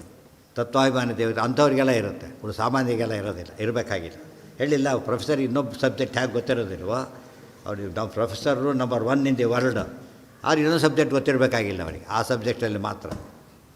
ಆದ್ದರಿಂದ ಎಲ್ಲರಿಗೂ ಗೊತ್ತಾಗಲ್ಲ. ಆಯಾ ಕೆಲವರಿಗೆ ಆಯಾ ಫೀಲ್ಡಲ್ಲಿ ಮಾತ್ರ ಈ ಫೀಲ್ಡಲ್ಲಿ ಹೇಳ್ಬೋದು, ಅವ್ರಿಗೆ ಗೊತ್ತಿಲ್ಲ, ಉಳಿದ ವಿಷಯ ನಂಗೆ ಗೊತ್ತಿಲ್ಲ ಅಂತ ಹೇಳಿ. ಅದು ಪ್ರಾಮಾಣಿಕ ಹಾಗೆ ಹೇಳಬೇಕು ನಾವು. ಹಾಂ, ಅಷ್ಟಕ್ಕಷ್ಟೇ. ನಮ್ಮ ಬಿಡೋದು ನಮಗೆ ಗೊತ್ತಿಲ್ಲ, ನಾವು ಅಜ್ಞಾನ ಒಪ್ಕೊಳ್ಳೇಬೇಕು ನಾವು. ಆವಾಗ ಸಮಸ್ಯೆ ಬರೋದಿಲ್ಲ, ಯಾವ ಹೇಳಿ ಓಕೆ ಅಂತ ಹೇಳ್ತಾರೆ. ಬೇಕಾಡ್ಸಿ ಇದು ಫೈನಲ್ ಏನೂ ಅಲ್ಲ.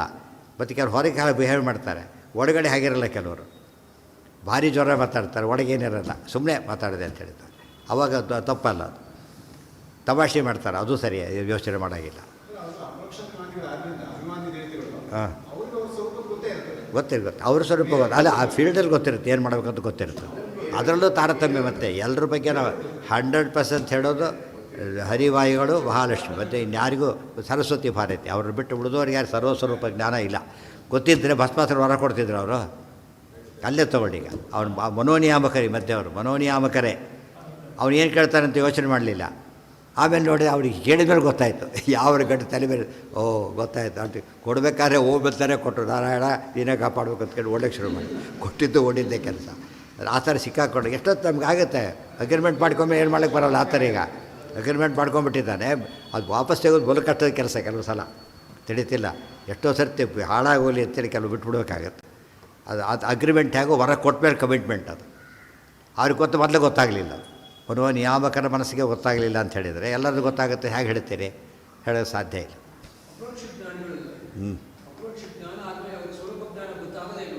ತಮ್ಮಿಗೆ ಮಾತ್ರ ಉಳಿದವ್ರು ಗೊತ್ತಾಗೋದಿಲ್ಲ. ಭೀಷ್ಮ ದ್ರೋಣರು ಅಂತವ್ರು ದುರ್ಯೋಧನ ಯಾವಾಗಲೂ ಆ ರೀತಿ ಗೊತ್ತಿಲ್ಲ ಅವರಿಗೆ. ಪೂರ್ತಿ ಗೊತ್ತಾಗಿರಿ ಎಂದೇ ಇರ್ತಿರ್ಲಿಲ್ಲ. ಪೂರ್ತಿ ಏನು ಮಾಡೋ ಇರ್ತಿರ್ಲಿಲ್ಲ. ಪೂರ್ತಿ ಗೊತ್ತು ಇವ್ರಿಗೆ ಮಾತ್ರನೇ. ಹೌದು, ಗೊತ್ತಿಲ್ಲ ಅಂತ ಹೇಳ್ತಾರಲ್ಲ ಈಗ. ಹಾಂ, ಆ ವಿಷಯ ಬೇರೆ. ಇವು ದುಷ್ಟರಿಗೆ ಮಾಡಿದಾಗ ಅದು ಆ ಭಾಗ ಅವ್ರು ಬ್ಲಾಕ್ ಮಾಡಿಬಿಡ್ತಾರೆ. ಬ್ಯಾಂಕ್ನವರೇ ಕೋಟಾ ನೋಟ್ಗೆ ಸಿಕ್ಕಾಕಿ ತೊಗೊಂಡಿದ್ದು ಗೊತ್ತಿಲ್ವಾ? ಬ್ಯಾಂಕ್ನವರೇ ಕೋಟಾ ನೋಟ್ ಸಿಕ್ಕಾಕೊಂಡಿಲ್ಲ. ಅದು ಅವರೇ ಅವ್ರಿಗೆ ವೆರಿಫೈ ಮಾಡೋಕ್ಕಾಗಿಲ್ಲ, ಪರೀಕ್ಷೆ ಮಾಡಿ ತೊಗೋಬೇಕಲ್ಲ. ನಮಗೆ ಗೊತ್ತಾಗಿಲ್ಲ, ಓಕೆ. ಇವತ್ತು ಉದಾಹರಣೆಗೆ ಯಾರೋ ಬರ್ತಾರೆ, ನಮ್ಮ ಹತ್ರ ಕೋಟಾ ನೋಟ್ ಇದೆ ಅಂತ ತಿಳ್ಕೊಂಡು ನಾ ಇಸ್ಕೊಂಡು ಯಾರೋ ಕೊಟ್ಬಿಟ್ಟಿದ್ದಾರೋ ಅವ್ರಿಗೆ, ನಮಗೆ ಗೊತ್ತಿಲ್ಲ. ಕೇಳಿದ್ರೆ ಗೊತ್ತಿಲ್ಲ ಅಂದರೆ ಹೌದು ಪಾಪ ಅಜ್ಞಾನ, ಏನು ಹೇಳಕ್ಕೆ ಬರೋಲ್ಲ. ಆದರೆ ಅವರು suppose to know it. Reserve ಬ್ಯಾಂಕ್ನವರಿಗೆ ಗೊತ್ತಿಲ್ಲ ಅಂತೇಳಿ ತಪ್ಪಾಗುತ್ತಾಗ. ಯಾಕೆ? ಅದೇ ಫೀಲ್ಡಲ್ಲಿ ಇರಬೇಕಾದವ್ರು. ಕೋಟಾ ನೋಟ್ ಕಂಟ್ರೋಲ್ ಮಾಡೋರಿಗೆ ಗೊತ್ತಿಲ್ಲ, ಏನರ್ಥ ಈಗ? ತಪ್ಪಾಗುತ್ತೆ. ಆ ದೃಷ್ಟಿಯಿಂದ ಎಲ್ಲರಿಗೆಲ್ಲ ಗೊತ್ತಿರಬೇಕಾಗಿಲ್ಲ. ನಾವು ತಪ್ಪು ತಿಳ್ಕೊಂಡ್ಬಿಡ್ತೀವಿ. ಅಪ್ರೋಷ ಎಲ್ಲ ತಿಳ್ಕೊಂಡು ದೇವತೆಗಳೇ ತಿಳ್ಕೊಂಡಿಲ್ಲ ಅಂದಮೇಲೆ ಬರೀ ಅಪ್ರೋಷ ಯಾಕೆ ತಿಳ್ಕೊತಾರೆ ಅವರು? ತಿಳ್ಕೊಳ್ಳೋ ಸಾಧ್ಯತೆ ಇಲ್ಲ. ಅವರು ಸ್ವರೂಪ ಗೊತ್ತಿರುತ್ತೆ. ಅಪ್ರೋಷಗಾರ ಅಂತ ಕರೆಯೋದೇ ಇಲ್ಲ. ಹೋದರೆ ಅವರು ಸ್ವರೂಪ ಗೊತ್ತಾಗಲೇಬೇಕು, ದೇವರ ದರ್ಶನ ಆಗಲೇಬೇಕು, ಅದನ್ನು ಒಪ್ಪಬೇಕು. ಇವತ್ತು ಹೇಳಿದ್ಮೇಲೆ ಯಾವುದೇ ಒಂದು ಕೋರ್ಸ್ ಓದೋರು ಸರ್ವಜ್ಞ ಅಂತ ಹೇಗೆ ಒಪ್ಪೋದಿಲ್ವೋ ಅವ್ರಿಗೆ ಕರಿತೀವಿ ನಾವೀಗ. ಫಸ್ಟ್ ರ್ಯಾಂಕ್ ಬಂದವನು ಸರ್ವಜ್ಞಾನ ಅಲ್ಲ. ಆ ರೀತಿಯಲ್ಲಿ ಎಲ್ಲರ ಸ್ವರೂಪ ಗೊತ್ತಾಗಬೇಕಾಗಿಲ್ಲ. ದೋಷೇಭ್ಯಸ್ತೆ ಪ್ರಮಾಣ ಪದ್ಧತಿ ಓದಿಲ್ವ? ಅದರಲ್ಲಿ ಹೇಳಿಲ್ಲ. ಈಗ ರುಜುಗಡಿ ಬಿಟ್ಟರೆ ತತ್ವಾಭಿಮಾನಿ ದೇವತೆಗಳಿಗೂ ಏನಾಗುತ್ತೆ, ಒಮ್ಮೊಮ್ಮೆ ತಪ್ಪು ತಿಳುವಳಿಕೆ ಬರುತ್ತೆ. ಅದು ಇವರು ಸಾಮಾನ್ಯರಿಗಂತೂ ನಮ್ಮ ಲೋಯರ್ ಕ್ಲಾಸ್ನಲ್ಲಂತೂ ತಪ್ಪು ತಿಳುವಳಿಕೆ ಜಾಸ್ತಿ ಬರೋದು ನಮಗೆ. ಅವ್ರು ಒಮ್ಮೊಮ್ಮೆ ತಪ್ತಾರೆ, ನಾವು ಒಮ್ಮೊಮ್ಮೆ ಸರಿ ಹೋದರೆ ಪುಣ್ಯ. ಗೊತ್ತಾಯ್ತು? ಒಮ್ಮೊಮ್ಮೆ ಸರಿ ಇದ್ದರೆ ಭಾರಿ ಗ್ರೇಟ್ ಇದ್ದಾಗ. ದೋಷೇಭ್ಯಸ್ತೆ ಗುಣಾಧಿಕ್ಯೆ ನೈವಯಾಂತ್ಯ ಅಧಮಾಂ ಗತಿಂ. ಇನ್ನೊಂದು ಹೇಳ್ತಾರೆ, ದೋಷೇಭ್ಯಸ್ತೆ ಗುಣಾಧಿಕ್ಯೆ ನೈವಯಾಂತ್ಯ ಅಧಮಾಂ ಗತಿಂ. ಇಲ್ಲಿ ದೋಷಗಳು ಇದೆ, ಗುಣಗಳು ಜಾಸ್ತಿ ಇದೆ. ದೋಷಗಳಿದೆ, ಗುಣಗಳು ಜಾಸ್ತಿ ಇದೆ. ಅವಾಗ ಏನಾಗ್ತಾರೆ, ಅಂಧಂತ ನಂಬಿಸಿ ಹೋಗೋದಿಲ್ಲ ಅವರು. ಗುಣದೋಷ ಸಾಮ್ಯೆ ಮಾನುಷ್ಯಂ ಸರ್ವದೈವ ಪುನಃ ಪುನಃ. ಅದೇ ಅಂಧಂತ ನಂಬಿಸಿ ಹೋಗೋಷ್ಟು ಪಾಪ ಇಲ್ಲ, ಆದರೆ ನರಕ ತಪ್ಪಿಸ್ಕೊಳ್ಳೋಷ್ಟು ಸಾಚನೂ ಅಲ್ಲ, ನರಕಕ್ಕೆ ಹೋಗ್ತಾರೆ. ಆದರೆ ಗುಣದೋಷ ಎರಡು 50-50 ಇದೆ. ಅವು ಮನುಷ್ಯನಾಗಿ ಹುಟ್ಟುತ್ತಾನೆ ಅಂತ ಹೇಳ್ತಾರೆ. ಮಾನುಷ್ಯಂ ಸರ್ವದೈವ ಪುನಃ ಪುನಃ.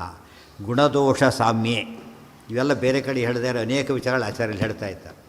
ಈ ಆಚಾರ್ಯ ಈ ಗ್ರಂಥ ಮಿಸ್ ಮಾಡಿಕೊಂಡ್ರೆ ವಿಷಯಗಳು ಗೊತ್ತಾಗೋದೇ ಇಲ್ಲ. ಗುಣದೋಷ ಸಾಮ್ಯೆ, ಗುಣದೋಷ ಎರಡು ಸಮಸಮವಾಗಿದ್ದಾಗ ಮಾನುಷ್ಯಂ ಸರ್ವದೈವ ಪುನಃ ಪುನಃ. ಸಾಮಾನ್ಯ ರಾಜಸ ಜೀವನ ಅಂಥವರೇ ಅವರು. 50-50, ಯಾವಾಗಲೂ 50-50 ಅದು ಇದಕ್ಕೂ ಹೋಗ್ತಾರೆ, ಅದಕ್ಕೂ ಹೋಗ್ತಾರೋ, ಪ್ರತಿಯೊಂದಕ್ಕೂ ಹೋಗ್ತಾರೆ. ಅದು ಸಾರ ವಿವೇಕ ಇಲ್ಲ ಅವರಿಗೆ.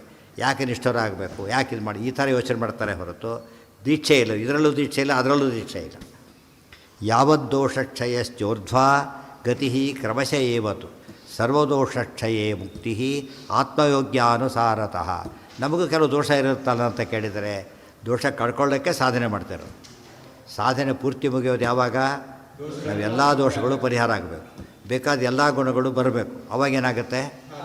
ಅವಾಗ ಸರಿ ಹೋಗಿ. ಆದ್ದರಿಂದ ಸಾಧನೆಗೆ ಅರ್ಥನೇ ಅದು. ನಮ್ಮಲ್ಲಿ ಅಜ್ಞಾನ ಕಳ್ಕೊಳ್ಳೋದು ಮೇನ್. ಅದು ಅಜ್ಞಾನದ ರಿಸಲ್ಟ್ ಏನೋ ಅಹಂಕಾರ, ಮಮಕಾರ. ಅವೆರಡು ಹೋಗೋವರೆಗೂ ಏನಿಲ್ಲ ನಿಮಗೆ. ಏನೇನು ಸಾಧನೆ ಮಾಡಿದರೂ ಕೂಡ ಇನ್ನೂ ಅವನು ಮುಕ್ತಿಗೆ ಅರ್ಹತೆ ಪಡೋದೇ ಇಲ್ಲ ಅಂತ ಅರ್ಥ. ಹೆಚ್ಚಾಗೋದ್ರಂತೂ ಗತಿ ವಾಪಸ್ಸೇ ಹೋಗ್ತಿದ್ದಾನೆ ಅಂತ ಅರ್ಥ. ತಿಳಿತಾ? ಯಾವೆರಡು ಯಾವ ಅಬ್ಸರ್ವ್ ಮಾಡ್ತಾವೆ, ಅಹಂಕಾರ ಮಮಕಾರ ಕಳ್ಕೊಳ್ಳೋದೇ ಹೋದರೆ ಏನು ವ್ರತ ಉಪವಾಸ ಓದು ಗೀದು ಅದಕ್ಕೆ ಏನೇನೂ ಅರ್ಥ ಇಲ್ಲ. ಓದಿದ್ದು ಯಾವುದಕ್ಕೆ ಉಪಯೋಗ ಆಗಬೇಕು? ಕಳ್ಕೊಳ್ಳೋದಕ್ಕೆ ಉಪಯೋಗ ಆಗಬೇಕು. ಕಳ್ಕೊಳ್ಳೋಕೆ ಉಪಯೋಗ ಆಗದೆ ಹೋದರೆ ಇದು ತಿಂತಿದ್ದಾನೆ ಹಸಿವೆ ಹೋಗ್ತಾ ಇಲ್ಲ ಅಂದರೆ ಏನರ್ಥ? ತಿಂದಾಗೆಲ್ಲ ಏನಾಗ್ತಾ ಹೋಗ್ಬೇಕದು? ಹಸಿವು ಕಡಿಮೆ ಆಗ್ತಾ ಹೋಗಬೇಕು. ಹಾಗೆ ತಿಂತಿದ್ರೆ ಡಿಸೀಸ್ ಅಂತ ಅರ್ಥ. ತಿನ್ನೋದು ರೋಗ ಬಂದಿದೆ ಅವನಿಗೆ, ಜಾಸ್ತಿ ನೀವೇ ಕಡಿಮೆ ಹಾಕಿದ್ರೆ ಸತ್ತೋಗ್ಬಿಡ್ತಾರೆ ಅಂತ ಹೇಳ್ತಾರೆ ಅಷ್ಟೇ. ಆದ್ದರಿಂದ ನಾವು ಟೆಸ್ಟ್ ಹಾಗೆ ಮಾಡ್ಕೋಬೇಕು ಯಾವಾಗ. ಇವತ್ತು ನಾವು ಇಷ್ಟೆಲ್ಲ ಓದಿದ್ದೇವೆ, ಅದು ಅದ್ರ ಫಲ ಎಷ್ಟು ಅಂತ ಹೇಳಬೇಕಾದ್ರೆ ನಮ್ಮ ಅಹಂಕಾರ ಮಮಕಾರ ಎಷ್ಟು ಹೋಗಿದೆ ಅದ್ರ ಮೇಲೆ ತೀರ್ಮಾನ ಮಾಡಿ. ಏನೂ ಹೋಗಿಲ್ಲ ಅಂದರೆ ಓದಿದ್ದೆಲ್ಲ ವೇಸ್ಟ್. ಕೊಳೆನೇ ಹೋಗಿಲ್ಲ, ಎಷ್ಟು ತೊಳೆದ ಹೇಳ್ತಾನೆ, 2 ಗಂಟೆ ತೊಳೆದಿ 10 ಗಂಟೆ ತೊಳೆದಿರು ಗೊತ್ತಾಯ್ತಾ? ಕೊಳೆ ಹಾಗೇ ಇದೆಯಲ್ಲ, ಅಷ್ಟೊತ್ತು ತೊಳೆದೆ ಓಕೆ ಅಂತ ಹೇಳೋದಿಲ್ಲ, ಸರಿಯಾಗಿ ತೊಳೆದಿಲ್ಲ ಅಂತ ಅರ್ಥ. ಇನ್ನೊಬ್ಬರು 5 ನಿಮಿಷ ತೊಳ್ಕೊಂದಿಟ್ಟ ಪಳ ಪಳ ಹೊಡಿತಾ ಇದೆ, ಅವ್ರು ಎಷ್ಟೊತ್ತು ಕೇಳಲಿಲ್ಲ. ಇದು ಹೀಗಿರಬೇಕು. ಏನು ರೀ, ನಾವು 1 ನಿಮಿಷಕ್ಕೆ ಮಾಡಿದ್ದಾರೆ, ನಾವು 10 ತಾಸು ಮಾಡಿದ್ದೇನೆ ಅಂದರೆ ಮೂರ್ಖರೀರು, ಅಷ್ಟೇನು ಉಪಯೋಗ ಇಲ್ಲ. ಆರ್ಗ್ಯುಮೆಂಟ್ ಮಾಡಬೇಕಾದ್ರೆ ಕೊಳೆ ಹೋಗೋವರೆಗೂ ಒಂದು ಮಾತಿದೆ, ಪಾತ್ರೆ ಎಲ್ಲಿವರೆಗೆ ತೊಳಿಬೇಕು ಅಷ್ಟೇ. ಎಲ್ಲಿವರೆಗೆ ಸಾಧನೆ ಮಾಡಬೇಕು ಅಂದರೆ ಭಗವಂತ ಹೇಳ್ತಾನೆ ಯಾವಾಗಲೂ ಕೂಡ ಶ್ರುತಿ ವಿಪ್ರತಿಪನ್ನಾತೆ ಯದಾ ಸ್ಥಾಸ್ಯತಿ ನಿಶ್ಚಲ ಸಮಾಧೌ ಅಚಲಾ ಬುದ್ಧಿ ತದಾ ಯೋಗಮವಾಪ್ಸಿಸಿ. ಎಲ್ಲಿಂದ ಮತ್ತೆ ಅದು ಭಗವದ್ಗೀತೆಯೇ. ಎಲ್ಲಿವರೆಗೂ ಸಾಧನೆ ಮಾಡಬೇಕು ಅಂದರೆ ಹೀಗಾಗಿ ಶ್ರುತಿ ವಿಪ್ರತಿಪನ್ನ. ಯಾರೇ ಏನೇ ಹೇಳಿದರು ದೇವ್ರ ಬಗ್ಗೆ ನಂದು ನಿಶ್ಚಿತ, ದೇವ್ರ ಗುಣಪೂರ್ಣ ಬಗ್ಗೆ ಶೇಕೆ ಆಗ್ತಾಯಿಲ್ಲ, ದೋಷ ಇಲ್ಲೇ ಇಲ್ಲ. ಇದು ಅನುಶೇಕವರ ಸ್ಥಿತಿ ಬರಬೇಕಾಗ ಆಗ ಅವರಿಗೆ ಜ್ಞಾನಸಿದ್ಧಿಯಾಗಿದೆ ಅಂತ. ಅಯ್ಯೋ ಹಾಗೆ ಯಾರೋ ಗೊತ್ತೇ ಇದ್ದಿಲ್ಲ ಅಂತ ಕಥೆ ಮುಗಿತಾನೆ. ದೇವರು ಏನೋ ಒಂದು ಯಾವುದೋ ಪ್ರಮಾಣ ಕೊಡ್ತೀನಿಂದ ಶೇಕ ಆಯ್ತು ಮನಸ್ಸಿವರಿಗೆ. ಅವ್ರು ಹೇಳಿದ ಯಾವ ಪ್ರಮಾಣ ಕೊಟ್ಟು, ಬೆಂಕಿ ತಣ್ಣಗಿದೆ, ಯಾವ ಪ್ರಮಾಣ ಕೊಡ್ತಾನೆ ಇದಕ್ಕೆ ಇವನು? ನಮಗೆ ಎಷ್ಟು ನಿಶ್ಚಯ ಇದೆ ಹೌದಾ ಪ್ರಮಾಣ ಕೊಡ್ತೀವಿ, ಹೇಗೆ ಒಪ್ಕೊಂಡ್ಬಿಡ್ತೀವಿ ಅಂತೀವಿ ನಾವೀಗ. ಏನಂತೀವಿ ನಾವು ಅದಕ್ಕೆ? ಅಂಥ ಪ್ರಮಾಣ ಇರೋಕ್ಕೆ ಸಾಧ್ಯತೆಯೇ ಇಲ್ಲ. ಯಾತಕ್ಕೆ? ಬೆಂಕಿ ಸುಡುತ್ತೆ ಎಂಬುದು ಏನಾಗಿದೆ ಈಗ ಪೂರ್ವಾಗಿ ಹೋಗ್ಬಿಟ್ಟಿದೆ. ಅದ್ರ ಬಗ್ಗೆ ಯಾವ ಪ್ರಮಾಣ ಕೊಟ್ಟರು ಕೂಡ ನಾಳೆ ತೊಗೊಂಬರ್ತೀಯ, ತೊಗೊಂಡ್ಬಾ, ಆಮೇಲೆ ಮಾತಾಡ್ತೀನಿ ಅನ್ನೋದೆಲ್ಲ. ಎಷ್ಟಾರ ತೊಗೊಂಡ್ಬಾ ಸುಳ್ಳು ಅಷ್ಟು ಹೇಳ್ಬಿಡ್ತಾರೆ. ಇದು ಗ್ಯಾರಂಟಿ, ಈ ದೀಕ್ಷೆ ಬರಬೇಕು. ಬೆಂಕಿ ಅದ್ರ ಬಗ್ಗೆ ಹೇಗೆ ನಮಗೆ ಅದೇನಂತಾರೆ ಅದಕ್ಕೆ ಸಾಕ್ಷಿಗೃಹೀತ ಪ್ರಾಮಾಣ್ಯ ನಿಶ್ಚಯ. ತಪ್ಪು ಇಲ್ಲೇ ಇಲ್ಲ, ಸರಿಯಾಗಿಯೇ ಇದೆ. ಈ ಮಟ್ಟಕ್ಕೆ ಹೋಗ್ಬೇಕು ನಾನು. ಎಲ್ಲ ಕೆಲವು ಬರ್ತಾರೆ, ಇಲ್ಲಿ ಅಲ್ಲಿ ಹೋಗಿದ್ದೆ ಅವ್ರು ಹೀಗೆ ಹೇಳಿದ್ರು ಸಂಶಯ ಬಂತು, ಕತೆ ಮುಗಿತು. ಇವತ್ತು ಒಂದು ಉಪನ್ಯಾಸ ಕೇಳಿನೇ ಇಷ್ಟು ಮರ್ತು ಬಿಟ್ಟ ಅಂದರೆ ಏನು ಶಿಕ್ಷೆ ಬಂದು ಏನು ಅರ್ಥ ಆಗಿಲ್ಲ ಅಂತ ಅರ್ಥ. ಅವ್ರಿಗೆ ಹೇಳಿದರು ಅದು ತಪ್ಪು ಅಂತ ಹೇಳಿದ್ರೆ ಧೈರ್ಯ ಇಲ್ಲ, ತಪ್ಪದು. ಆ ತಪ್ಪು ಅಂತ ಧೈರ್ಯ ಇಲ್ಲದವ್ರು ಇವರಿಗೆ ಕನ್ವಿನ್ಸ್ ಆಗಿಲ್ಲ ಅಂತ ಅರ್ಥ. ಇವರಿಗೆ ಕನ್ವಿನ್ಸ್ ಆಗಿಲ್ಲ ಅಂದರೆ ಸಾಧನೆ ಭಾರಿ ಹಿಂದಿದೆ. ಗುಣದೋಷ ಸಾಮ್ಯ ಯಾವದ್ದೋಷ ಕ್ಷಯಶ್ಚ ಊರ್ಧ್ವಾಗತಿ ಕ್ರಮಶಃ ಇವತ್ತು. ಯಾವಾಗ ದೋಷ ಕಡಿಮೆ ಆಗ್ತಾ ಹೋಗುತ್ತೋ ಮೇಲೆ ಹೋಗಲಿಕ್ಕೆ ಶುರುವಾಗ್ತಾರೆ. ಮೇಲೆ ಹೋಗ್ತಾ ಬೆಲೂನ್ನ ಎಲ್ಲಿವರೆಗೂ ಊದ್ಬೋದು ನೀವೀಗ? ಬರ್ಸ್ಟ್ ಆಗಬಾರ್ದಷ್ಟೇ, ಅಲ್ಲಿವರೆಗೂ ಊದ್ಬೋದು. ಫುಲ್ ಇದ್ದಷ್ಟು ಚೆನ್ನಾಗಿ ಹೋಗುತ್ತೆ ಮೇಲಕ್ಕೆ. ಸ್ವಲ್ಪ ಕಡಿಮೆ ಇದ್ದರೆ ಆಗಲೇ ಅದು ಕಡಿಮೆ ಆಗುತ್ತೆ, ಗೊತ್ತಾಯ್ತಾ? ಫುಲ್ ಲೋಡ್ ಇದ್ದ ಹೆಚ್ಚಾದರೂ ಒಡೆದೋಗುತ್ತೆ, ಅಧಿಕ ಪುಣ್ಯ ಆದಾಗುತ್ತೆ. ಅದಕ್ಕೆ ಆಗಬಾರ್ದು. ಕಡಿಮೆ ಇದ್ದರೆ ಫುಲ್ ಇದಾಗೋದು. ಕರೆಕ್ಟ್ ಬ್ಯಾಲೆನ್ಸ್ ಮಾಡಬೇಕು, ಆವಾಗ ಅವ್ನ ಮೇಲೆ ಹೋಗ್ತಾನೇ ಇರ್ತಾನೆ. ಆ ಕರೆಂಟ್ ಆಗ ಅದೇ ಹೇಳಿದ್ದು ಅನೇಕ ಜನ್ಮ ಸಂಸಿದ್ಧ. ಹೌದೌದು. ಶುಚೀನಾಂ ಶ್ರೀಮತಾಂಗೆ ಯೋಗ ಭ್ರಷ್ಟೋಭಿಜಾಯತೆ. ಆ ಮಾತು ಉತ್ತರ. ಎವ್ರಿ ಸಾಧನೆ ಮುಂದುವರಿತೇನೆ ಇರಬೇಕು. ಮುಂದುವರಿಯೋದ್ರಲ್ಲೇ ಸಾಧನೆ ಅಂತ ಕರೆಯೋದು. ಬಂದು ಪೂರ್ತಿ ಇದ್ದು ಬಿಟ್ಟರೆ ಅಲ್ಲಿ ಇರೋದೇ ಇಲ್ಲ. ಸಾಧನೆ ಅಕಸ್ಮಾತ್ ಪೂರ್ತಿ ಮುಗಿದೆ ಅಂತ ತಿಳ್ಕೊಳ್ಳಿ, ಮುಗಿದು ಯಾವನ ಹೇಳ್ತಾನೋ ಅವ್ನಿಗೆ ಮೊದಲು ಮಾಡಬೇಕು, ಇಲ್ಲಿ ಇರಬಾರ್ದು. ಅವನು ಕೋರ್ಸ್ ಮುಗಿ ಮತ್ತೆ ಯಾಕೆ ಬಂದ ಕಾಲೇಜಿಗೆ, ಅವನಿಗೆ ಕೋರ್ಸ್ ಮುಗಿದಿದೆ ಅಂತ ಹೇಳ್ತಾನೆ, ರ್ಯಾಂಕ್ ಅಂತ ಮತ್ತೆ ಬಂದು ಕೂತಿದ್ರು ಕ್ಲಾಸಲ್ಲಿ. ಇದರ ಅರ್ಥ ಏನೋ ಸುಳ್ಳು ಹೇಳಿದ್ದಾನೆ ಅಂತ. ಕೆಲಸನೇ ಬರೋದು ಅವನಿಗೆ, ಕೋರ್ಸ್ ಮುಗಿದೋಗ್ಬಿಟ್ಟಿದೆ. ಈ ಸಂಸಾರದಲ್ಲಿ ಇರ್ತಾನೆ ಇರಲಿಲ್ಲ ಅವನು. ಭಾರಿ ಭಾರಿ ಹೇಳ್ಕೊತಾರೆ ಹಾಗೆ ಹೀಗೆ ಅಂತೇಳಿ. ಆ ಸಂಸಾರ ಯಾಕಿದ್ದಿ ಅಂತ ಕೇಳಬೇಕಾಗ ಜ್ಞಾನಿಗಳು ಹೇಳ್ತಾರೆ ಉದ್ಧಾರಕ್ಕಿದ್ದೇನೆ ಅಂದರೂ ಓಕೆ, ನೀನೇ ಉದ್ಧಾರ ನಮ್ಮನೆ ಉದ್ಧಾರ ಮಾಡ್ತೆ, ಸಾಧ್ಯ ಇಲ್ಲ, ಸುಳ್ಳು ಹೇಳ್ತಿ ಅಂತ. ಅವ್ರು ಉದ್ಧಾರ ಆಗಿದೆ ಸ್ವಾಮಿ, ನೀವು ಇರೋ ಕಾರಣನೇ ಇಲ್ಲ, ಎಲ್ಲ ಸಾಧನೆ ಮಾಡಿದ್ದಾರಲ್ಲ ಯಾತಕ್ಕಿದ್ದೀರಿ ಅಂದರೆ ಅದೇ ಭಾಗವತದಲ್ಲಿ ಬರೋದು. ಕೇಳಿದವರೆಲ್ಲ ಹೋಗಿಬಿಟ್ರು ಸದ್ಗತಿಗೆ, ಹೇಳಿದವರೆಲ್ಲ ಕೂತಿದ್ದಾರೆ, ಹೋಗೇ ಇಲ್ಲ. ಹೇಳಿದವ್ರು ಹೋಗಿಲ್ಲ, ಕೇಳಿದವರೆಲ್ಲ ಹೋಗಿಬಿಟ್ಟಿದ್ದಾರೆ. ಗೋಕರ್ಣರ ಕಥೆ ಬರುತ್ತಾಗ ಯಾತಕ್ಕೆ ಅಂದರೆ ಉಳಿದವ್ರು ಕರ್ಕೊಬರ್ಲಿಕ್ಕೆ ಬಿಟ್ಟಿರಿ, ಮತ್ತೊಮ್ಮೆ ಹೇಳು, ಇನ್ನು ಬಾಕಿ ಇದ್ದಾರೆ ಬರೋರೆಲ್ಲ. ಅದು ಸರಿಯಾದ ಪೇಷಂಟ್ಸ್ ಖಾಲಿ ಡಾಕ್ಟ್ರ್ ಹೋಗಿಬಿಟ್ರೆ ಮನೆಗೆ ಪೇಷಂಟ್ಸ್ ಇನ್ನೂ ಇದ್ದಾರಲ್ಲ, ಇವನೊಬ್ಬನೇ ಪೇಷಂಟ್ ಅಲ್ಲ, ಮುಗಿದ್ರೆ ಕ್ಲೋಸ್ ಮಾಡ್ಕೊಂಡು ಹೋಗ್ಬಿಡ್ಬೋದು. ಆ ಅರ್ಥದಲ್ಲಿ ಇರಬೇಕು. ಅವ್ರು ಸುಮ್ಮನೆ ಕೂತಿದ್ರೆ ಅದು ಅರ್ಥ ಇಲ್ಲ.